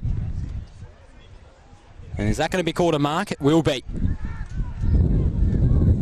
Gus DaCosta, who's had a pretty good game so far. Machaya leading, but no, Rankin was there with the fist. And then Moncton tried to give a don't argue and then kick it. And then a free kick has been paid. Once again inside 50. And then a little bit of a push as well. That is a 50-metre penalty every day of the week. You cannot give a free kick like that at this crucial stage of the game. And Moncton will kick it from point blank range. And they're now within 5. I'm smelling a classic brewing up here.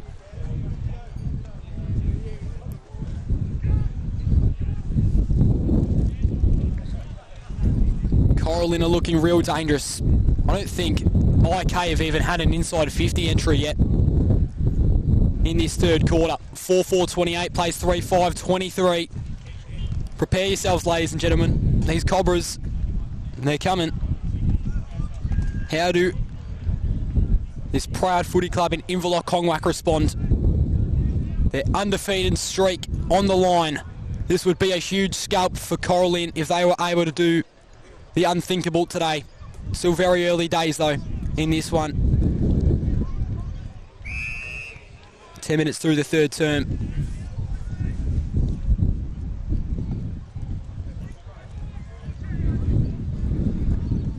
So ball is thrown up. Thomas gets over the top of McCorn, but he's made to fight for possession of the footy. Villela waited for it to come to him. Hartley lost possession of it. They want ball. Wow, he's had a lot of time to get rid of it. Great pressure from the Sea Eagles, but now they're playing advantage. Here is Scott looking for Marnie. Briggs defended him well, trying to get it with the one hand. Peluso running, and you'll see it go over. And Marnie was probably a little bit unlucky there. We had the full view, and I thought he had a hand put right over his shoulder. And a free kick's been given away. Not sure what that was for at the end of the day. McCorn, one of IK's best tonight, was looking for Patako, and the kick was just a little bit too shallow. So repeat inside 50 entry. This is their second of the quarter, I believe. Thrown in. So just kicked out of the contest by Thomas. Now Hams had about 7 different defenders on him and still got rid of it. Briggs turns it over almost to Patako. Samalis tried to get it through the big sticks, but it was smothered well. And then Spearings really trying to get through there. Crook puts it into space. Marnie, he's got to read it really well here. Jeez, has someone running into him. Runs around the corner. He's got 3, Toby Marnie.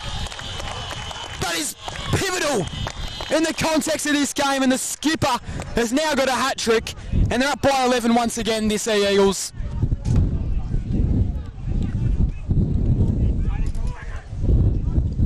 And Marnie continues his stellar form. Was persistent in his effort to get that, Sharon. Eventually did, and kicked it around the body. A terrific goal.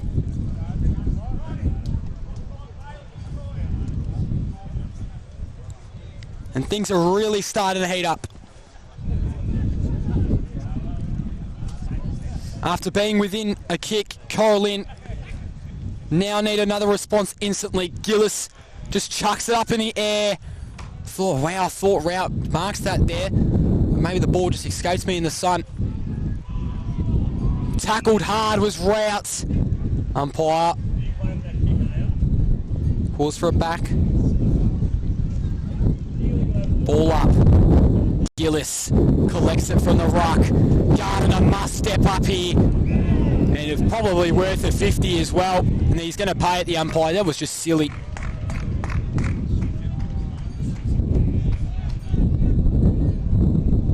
And Gardiner continues what has not been a great day of footy for him. Rankin gave it off to Bolters, looking for Patako. Was defended well by that man in Gus DaCosta. However, Walker's still making a good effort to get to the footy. Was under about a pack of 4 Sea Eagles. And eventually the stoppage is called.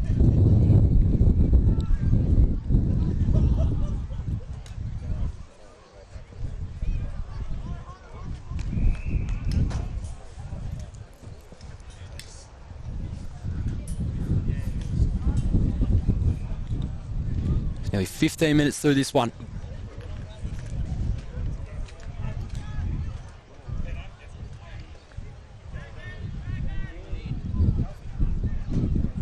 IK have got it out here. Patterson was just a bit slow to pick up the footy at the end of the day. So then Scott is left to weave himself through traffic. Was unsuccessful. Have a look at route 1 versus 3. Still running for it. But geez, that's unlucky. But definitely called for in the back. And I think it's going to be Dorling taking this one. It is. McCorn wants the footy right above his head, but it was defended well by Ryan. Slipping over Monroe. Taken over the boundary line.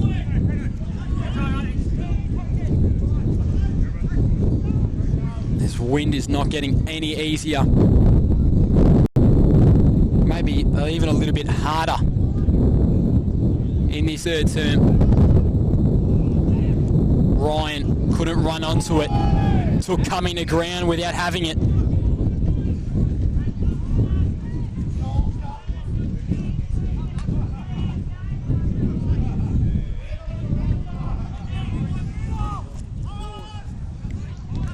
So Ryan versus O'Flynn. DaCosta almost had his head ripped off. Monroe on the right. Jeez, that's a good kick. Free kick was paid anyway, but don't want to just overlook that. McDermott, wow. Another good kick into the corridor and found himself an option in Spearings. Oh, geez, you got to mark that. Gillis now has to get rid of it with precision. Coming, tried a handball. It was ripped away from him. Who's going to win this here? The boundary line, you'd think. The ball right in front of our camera here at the Inverloch Recreation Reserve. 5-4-34, place 3-5-23 on your Totally Workwear scoreboard. Ticking nearly on into extra time. Desont. Crook. Back to Desont. Off by hands. Here's Batako on the right. The ball didn't gather much distance. Has a lot of height coming. What a great composed mark. Put his hands over his head. Stood his ground. Has a set shot opportunity from about maybe 15 metres out. Oh, he's missed that. Oh, geez, I was talking him up there. I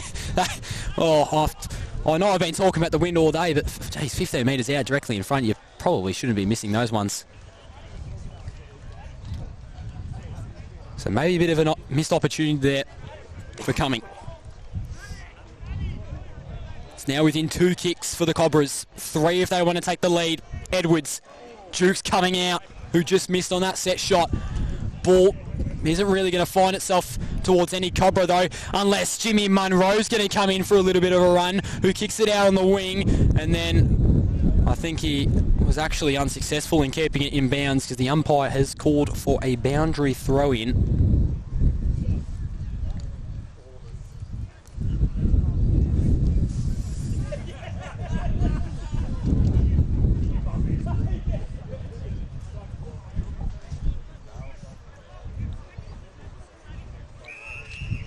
another one. This time in, well, not another one, a throw in. And there's a centre square. Hit out one by IK. They're in trouble here, the Cobras. Look at all the numbers here for the Sea Eagles. Samalis got it out. Now looking for his teammate in O'Flynn. Going for it. Trying to hit up Marnie, who took a dive and kept it towards his chest. And then a little bit of attitude shown as well towards Tim Payne. The skipper's going at it. This would be for goal number 4 for Marnie. And would make it 18 points, and Cora+Lynn would find themselves right back where they started at the beginning of this quarter after all their hard work. This would be devastating for the Cora+Lynn Footy Club, who really need to take out a big premiership contender. Marnie loves his footy, kicks another one, and he's even a bit cheeky and claps in the face. Well, I think that is Payne once again. It is tongue-in-cheek from Marnie as he kicks a quadruple bag. And you wouldn't be mistaken if you'd think he was going to kick another one.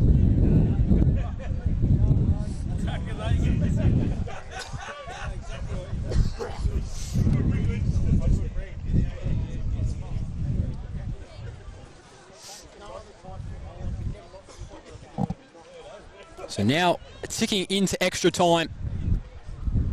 Thomas.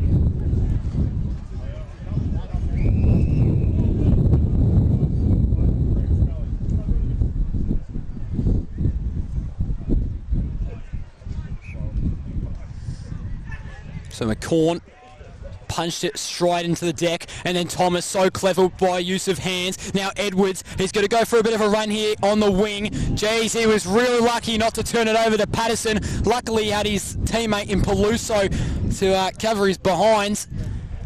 Ball spits out, now going towards IK's goals.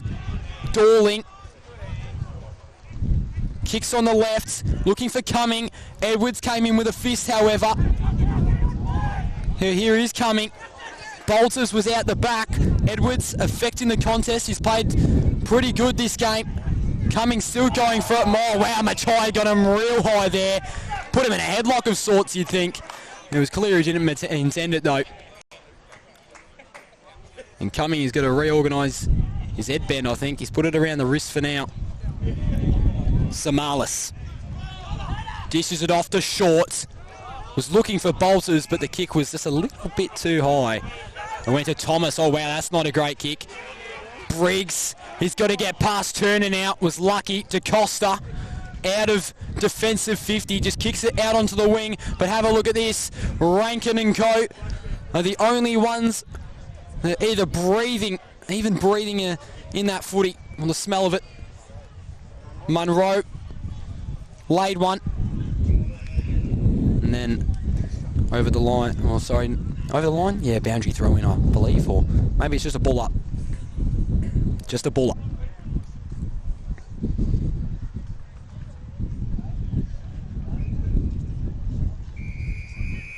And this time we'll get a boundary throw in. 22.5 minutes to this one. 6:5:41 plays 3:5:23 on your Totally Workwear scoreboard. And Inverloch have been real good in the second half of this third quarter after a pretty good Cora+Lynn starts to the second half. Ryan just had to patiently wait for the footy to arrive home.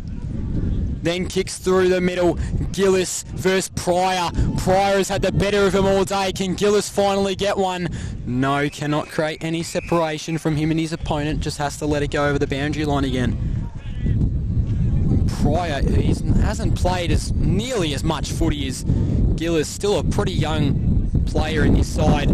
He has played so well today. McCorn just stretched out, took it.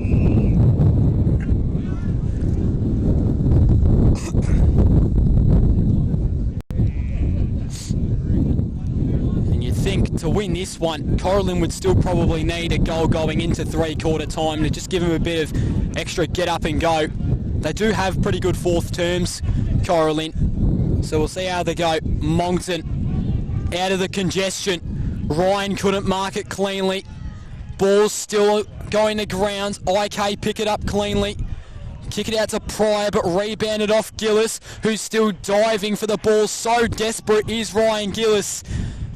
Then Machai was on the outskirts, couldn't tackle his opponent in time. That's going to go over. Now 24 minutes through. What a good game of footy this has been. After what was a pretty slow first term, this second and third quarters they've both been really good with their ball movement, even if it has slowed up on occasion, as you'd expect though with the conditions that are so common here in the small town of Inverloch.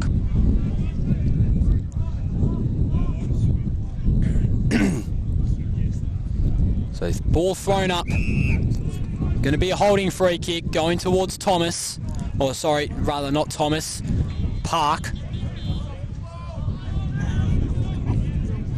Here is Park, kicks it, hits up his teammate, Flynn,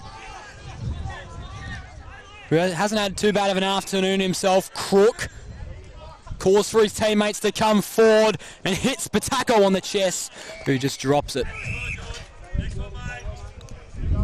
Really can't blame him though, had Jed Edwards right behind him.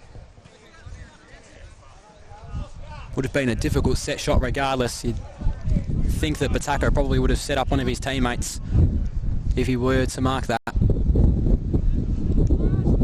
So Thomas was looking for Monroe, but then in came the swooping Machaya. Routes couldn't beat Scott to it first, but do you know who could? Matt Ryan, but then had the ball snatched away from his grasp, sent inside 50. Good mark, Luke Ryan. Now, is he going to look to switch it here? Doesn't really have any other players on the other side of the ground, but with a kick to Briggs, he might just be able to do that. So Briggs might go to DaCosta, or in fact, he'll actually go to Moncton, who had a lot of space, and now can go for a little bit of a mini run up on the wing. Oh, geez, made Park look silly and slipped over. Then went for the centralising sort of kick. Whistle blown. What's the call here? I think it might be a free kick to Cora+Lynn. It is. So Gillis was waiting for it, and someone else took it, and they're going to call it back now, which is unfortunate because this has given Inverloch a bit of time to set up in front of goal for Cora+Lynn. So Cronin, who's had not a lot of the footy today, gives off an accurate sort of kick. I think that's Spearings. Spearings, or maybe Villela. I think it actually is Nathan Villela. Doesn't have the distance on him here, but he will be willing to set up one of his many forwards who can't take the contested mark.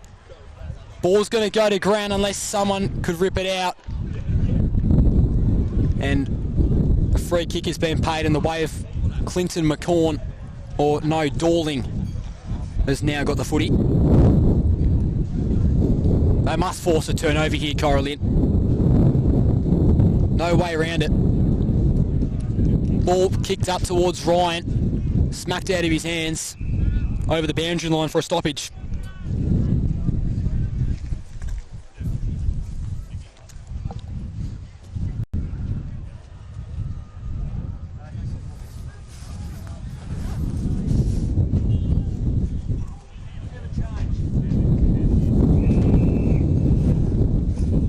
So there's going to be a whistle blown just to call the boundary throw in back in.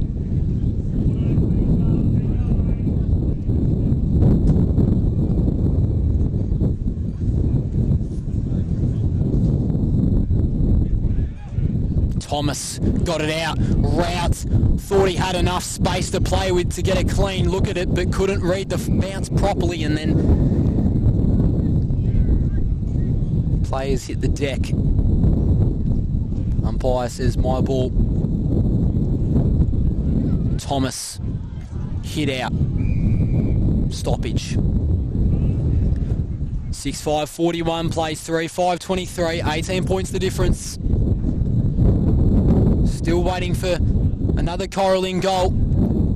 Thomas out by hands. Munro tried to push through, definitely didn't have enough time to get rid of it though. Now drawing closer to that 3/4 time siren, it's looming.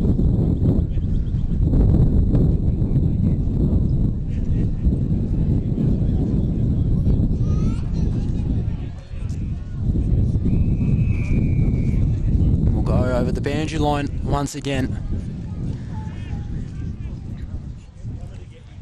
This is what they've done, IK, at the stoppage. Inside forward 50, they have just flooded all of the numbers down there. Thomas got it off to Ryan. Gardiner was waiting at the back. There's a whistle blown, and the free kick's going to go towards Cora+Lynn. This is huge. And it's going to be Gardiner. Has not been near the footy all day, Nathan. But now he has finally got a touch of it. And one of the most important kicks of his 2023 season lies ahead of him. Is it accurate? You bet it is. Nathan Gardiner for goal number 54 in season 2023. And there goes your siren as well. So that is even more clutch than we thought it already was. It is 12 points here at the Inverloch Recreation Reserve. 41 plays 29. Big last quarter coming up. Don't even think about leaving us. We'll be back shortly.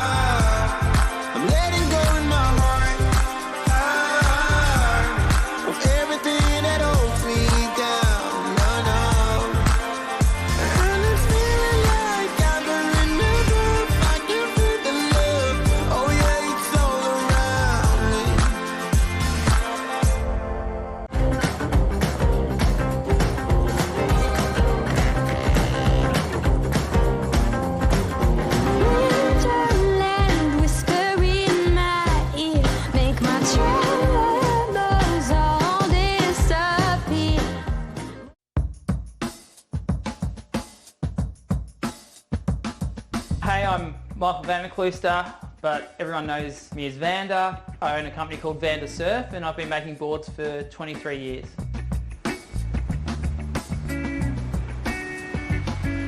When I started, it was all hand shaping and templates off the blank, and then as CNC surfboard shaping machines came into more availability, I started designing on the laptop and designing in 3D modelling. It allows me to be creative, express, my artistic side of making surfboards. My favourite part of shaping boards is I really enjoy the interaction with the customer. I love making surfboards for other people. If I can make a board that's going to make them enjoy going surfing more, that's what I get the most joy out of. This is a story of a community that likes to work hard, digging, fixing, building, keeping people safe, or just lending a hand. A community that all have one place to come together, where they're spoilt for choice and good service is everything.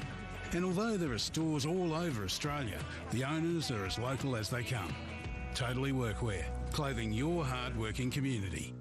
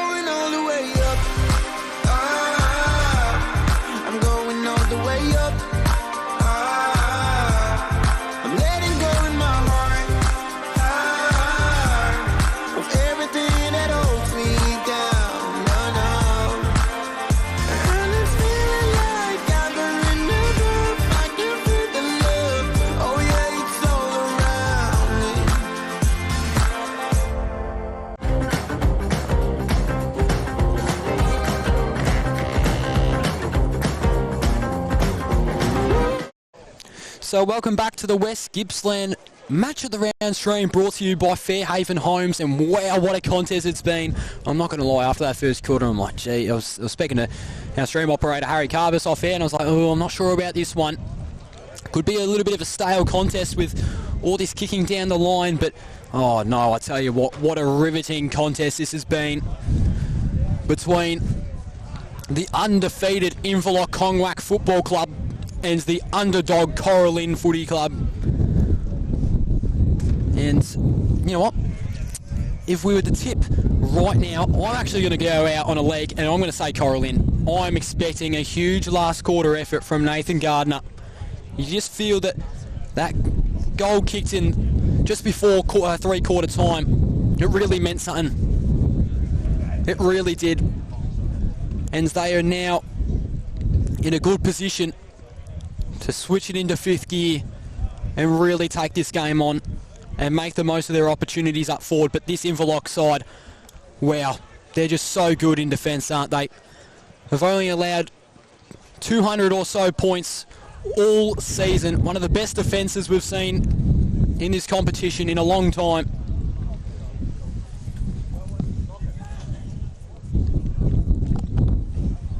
And as we know, they have won 9 games in a row.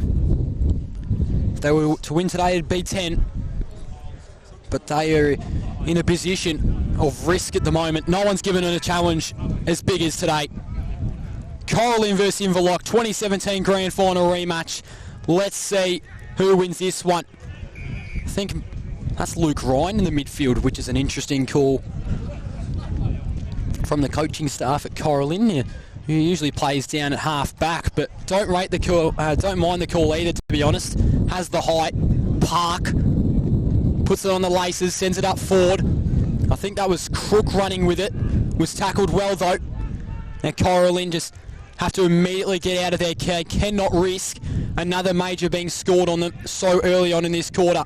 Hams tried to knock out in front of him, only went as far as his opposition, and Rout now Dorling trying to keep it in. Wow, Rout laid a good tackle there, but just couldn't get the free kick at the end of the day. And then was flying through with Scott. DeSunt lost composure and probably a lack of communication between him and his teammate. Cumming tried to take the game on, but it was a good little fend off from Cora+Lynn there, and wow, really stretched out there, did Hartley. And then kicks it back. Oh, could have been a turnover there. Luckily Villela was there. Monroe through the middle. Gillis, you've got to mark that, mates. In the middle of the ground, it is the worst place to turn it over. Luckily they'll just have a stoppage here. But it really looks like O'Flynn could have crumbed up even and came bursting through the middle off the turnover. Monroe, don't argue, lost it, play on, Villela turns around, handball, Thomas, Villela goes backwards now, Walkers plays on and sends one up inside forward 50. Gardiner was looking really intimidating there before Rankin picked him off cleanly. Now Walkers, ball just evaded him a little bit, eventually got him. Good defence from Turner, Walkers kicked it downfield. Intercepted by Lachlan Scott, who's had a good game today. So's this guy, Clinton McCorn. Could very well be up for the 3 votes. Been huge in the ruck today. I think most would have probably backed in Billy Thomas, but he's had a real good day, and that's a great leading mark for IK. Gives it off. And then kicks one inside 50, deep inside as well. And it's going to go over the line. I think that might have been Thomas White there, the 2018 Team of the Year half forward, just waiting for the ball to come to his chest, but just didn't land in the right spot at the end of the day.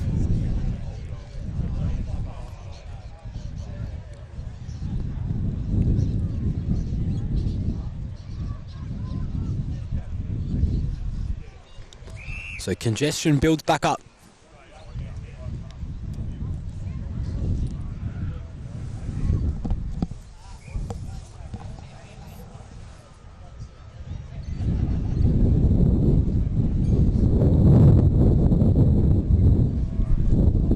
Lucas.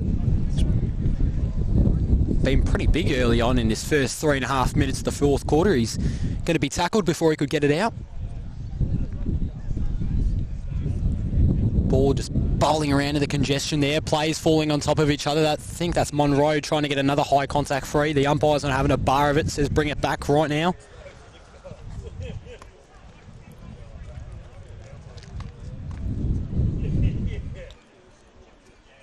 So Thomas grabbed it out of the right contest. And then McCorn just sent one up onto the boot. Dangerous stays here for the Cora+Lynn defence. Marnie still chasing after it, looking for number 5. Wow, he was caught well there. Got it off in the nick of time. Or they're going to pay the free kick. Do you know what? I think he deserves a free kick there. I think that might have been Luke Ryan. Well, one of the Ryans, that's definitely a taller player on the field. Just can't see his number, unfortunately. Thomas has to stand his ground here. Hams. Did he have Pryor? Not sure. Umpire calls for a back. Both teams just feeling each other out here in the fourth term. Thomas, who was looking for a route, put a little bit too much sauce on it.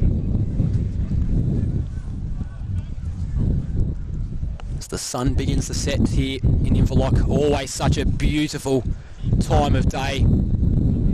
At about 4 o'clock in Inverloch, as the sun begins to set over the recreation reserve. And what's happening here? Calling it back again. It's happened a couple times throughout this game. The boundary throw-on's been recalled. I think it's the third time maybe. Not sure, not really a statistic I tend to count.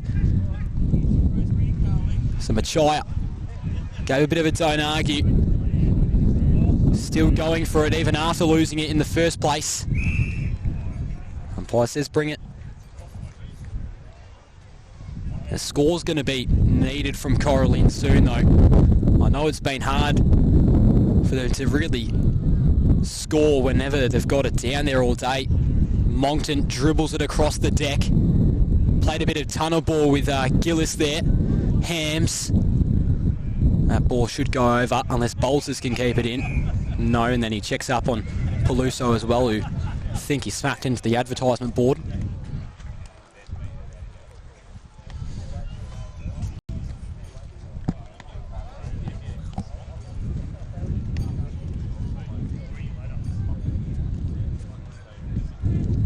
IK with possession. Park. That is an accurate kick over to Cumming. And he's just going to wait. Could hit out one of his teammates there, but didn't really find anyone. DeCosta almost got to it. Boundary throw in. But yeah, I cannot stress enough how badly they just need a little bit of a chain, a little bit of connect up, flowing sort of footy, Cora+Lynn, to get this ball down forward for their two superstars in Ryan Gillis and Gardner. Ball's just kicked into space. Marnie has taken another contested mark and would extend the lead to 18 points for IK. For number 5, it's the skipper's day. Sends it into the canopy. And they're in trouble now, the Cora+Lynn Cobras.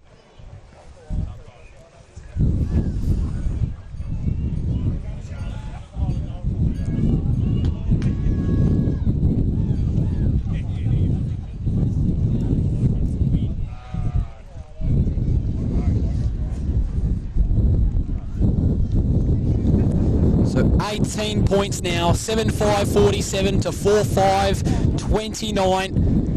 4 goals to win it, 3 goals to tie it, and maybe a handy point or two as well if they want to get at least a minimal lead. But it's going to be a tough task for Cora+Lynn. We know they can do it though. Such an explosive side. Thomas looking for Gardiner, who came running out of the forward 50. Couldn't get it cleanly though. Here come IK again. Park sends it up forward. No, couldn't take the mark. And he won. Bolters ran over the Sharon. Now Peluso for Cora+Lynn. Off by hands to Moncton, who's played a good second half. Kicks it down the line. Looking for McDermott. Dorling. Oh, jeez. Received a lot of front on contact there, I think. And so the IK fans would agree with me.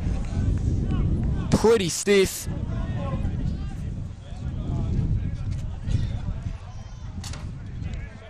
Thomas just instructed to clear the area.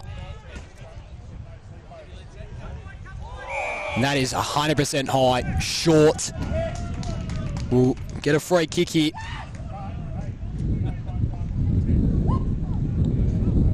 Short's been one of the best today. Finds Patako in the middle of the ground. On the right. Got to be careful here.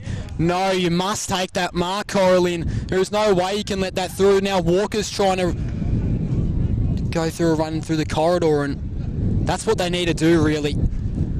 Use the ball more in the middle of the ground. There is no point playing safe footy down the line anymore. Everything's on the line. Need to place a Shepherd for routes. Jeez, look at him run for that footy. Is he going to pick it up cleanly? No. And I'm not going to lie, Matt Ryan really should have continued to Shepherd. I know he had, I think it was Samalis and Dorling on him, but Rout was left to fight for himself, really. An opportunity goes begging for the Cobras. Again, Samalis, a karate kick of sorts. Walkus bringing the pressure as he always does. Such a handy player. Munro, the Casey superstar, playing his first game for the Cobras this year. Ball comes out, picked up by Rout. That might be in the back. Umpire says yes, let's give him a free kick. Now Rout's got to move the ball with some speed here. Wow, that is a risky kick. Not sure about that option. Went right over to Park. Hams lost sight of the ball, so DaCosta puts a bit of pressure on him via tackle, and then Turner lost it. Cora+Lynn and IK going at it, and the free kick's been paid for Turner, I think, for high contact. So he decides to switch it across now on the opposite wing to the broadcast, and Patako, I think that's Desont with it. No, this is Desont. Kicks it forward and read well by Ross, who was able to knock it over the boundary line. The lead now sits at 19 points for Inverloch+V+Cora+Lynn, as the task of winning this football game, I should say, is becoming increasingly more tough for Cora+Lynn. And that's going to be a free kick. Gardner's bump on Patako was just a little bit too aggressive. Patako's really had a good third and fourth quarter as well. Samalis, Bolters, goes for a run. Could kick it out from 50 if he wants. No, he'll go the unselfish option. So I think it was O'Flynn. But the ball just flew over the big fella's head. And I'm still optimistic for Cora+Lynn and their chances. But 12 minutes in now, if IK kick another goal, I'm ready to say night-night. Put them to sleep. Let's see if they have a couple more efforts to dish up, though. The Cora+Lynn Cobras. Ball's gotten out via Thomas and DaCosta. Escapes to the boundary line. Throw in.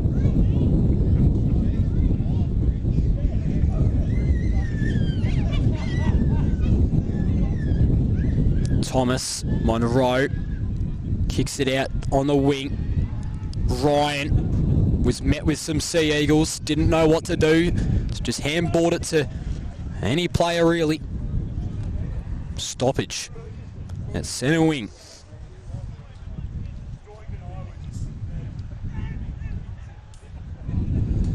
Samalis on top of it. Is the question there? Yes, he dragged it in, says the umpire. Movement is required now. No, you can't wait. You gotta take some risks through the corridor. Well, they're gonna try run a switch, I think.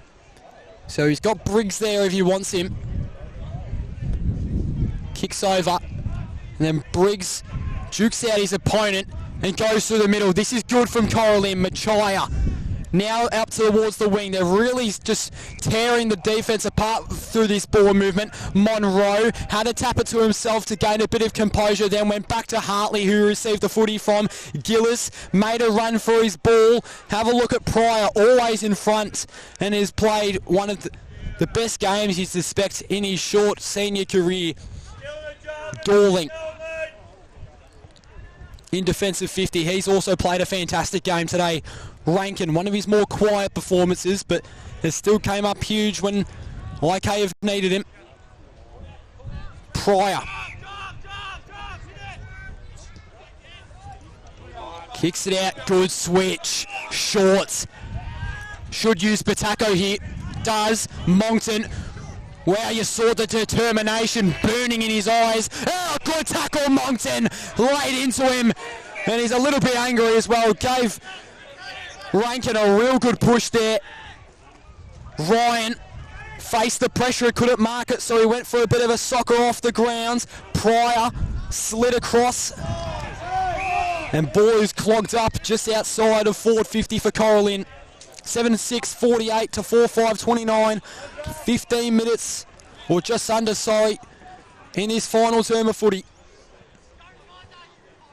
Here we go. Hartley. Not going to be the required distance, I think. Fell through the lap of Hams. And then I think it was Toussaint who was just trying to run onto it. Walkus ran into Moncton. Someone lost their headbands. Call him James Aish.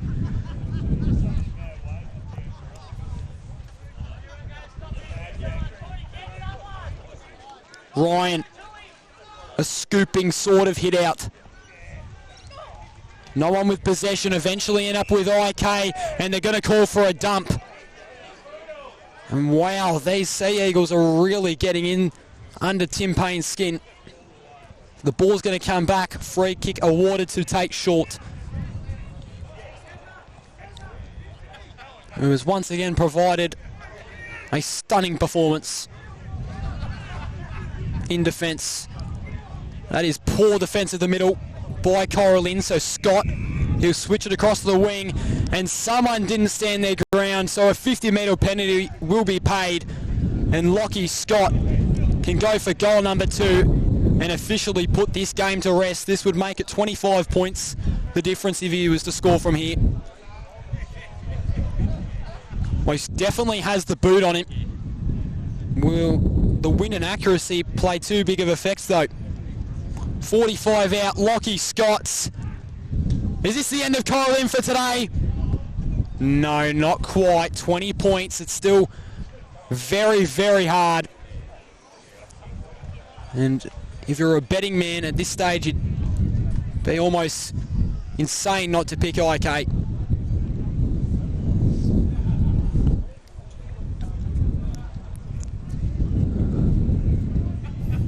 Time is now nearly at 17 minutes. Play on out of fullback.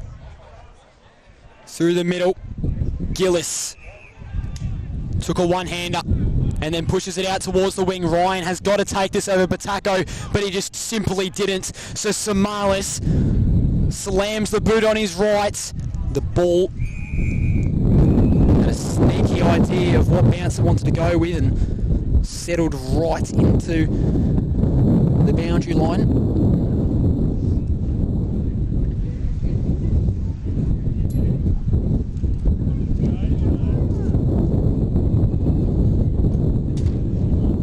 This has been Cora+Lynn's problem. We know the sort of footy they can play, but just too often against the good sides, they just fade out for quarters.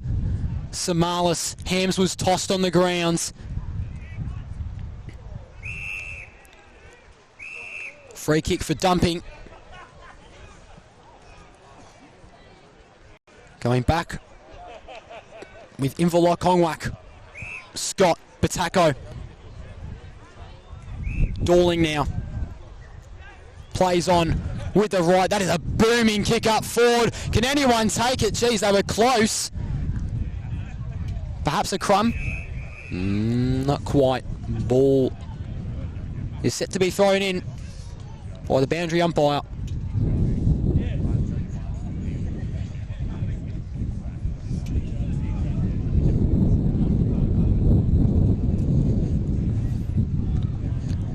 And we're now deep inside the forward 50 of Inverloch+V+Cora+Lynn+Stream.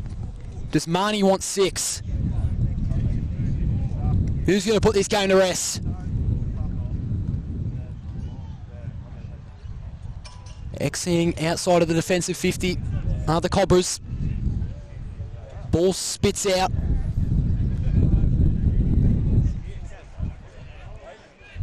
And it's going to be buried underneath a sea of blue, white and gold and teal, black and red.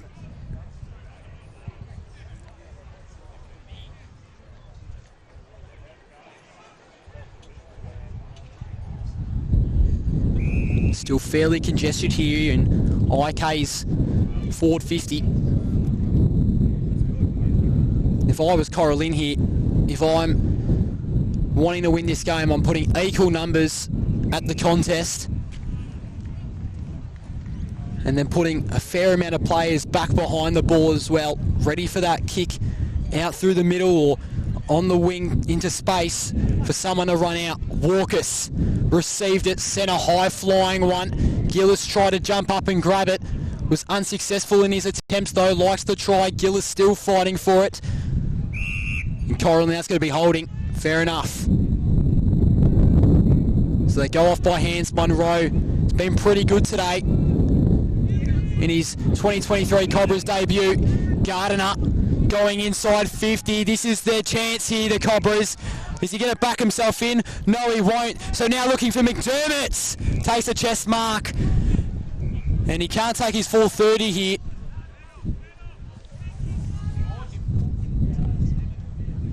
Trained with the Gippy Power in the pre-season. Under 18s player, Max McDermott. One of the inclusions in today's side for Cora+Lynn. Does he get it? He does not. Reserves and IK fandom alike cheering. And I'm officially ready to call this one done. Settled. 19 points the difference now. 7-7-49 plays 4-6-30. Inverloch+V+Cora+Lynn in the driver's seat.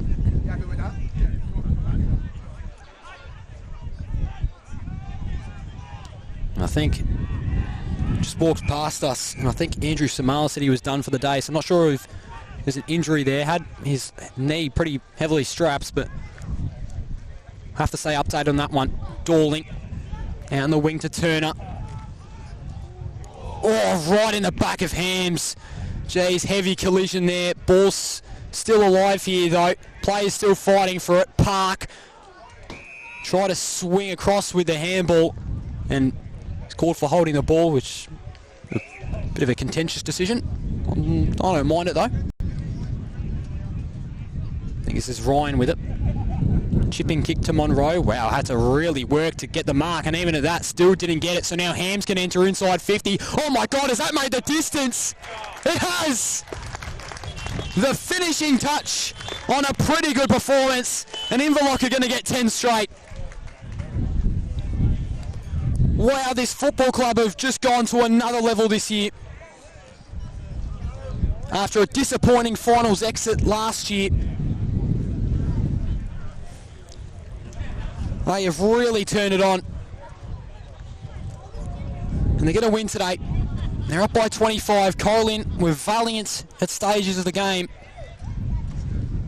but they're just not going to be good enough. And Inverloch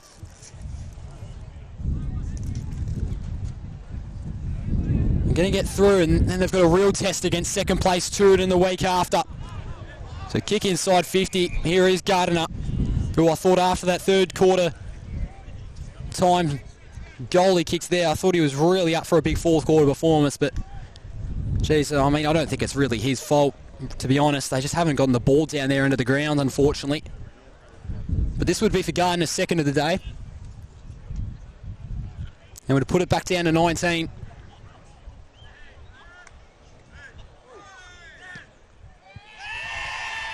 And he's missed that one as well, if you can hear them. On the makeshift couch in the van, on the back of a ute.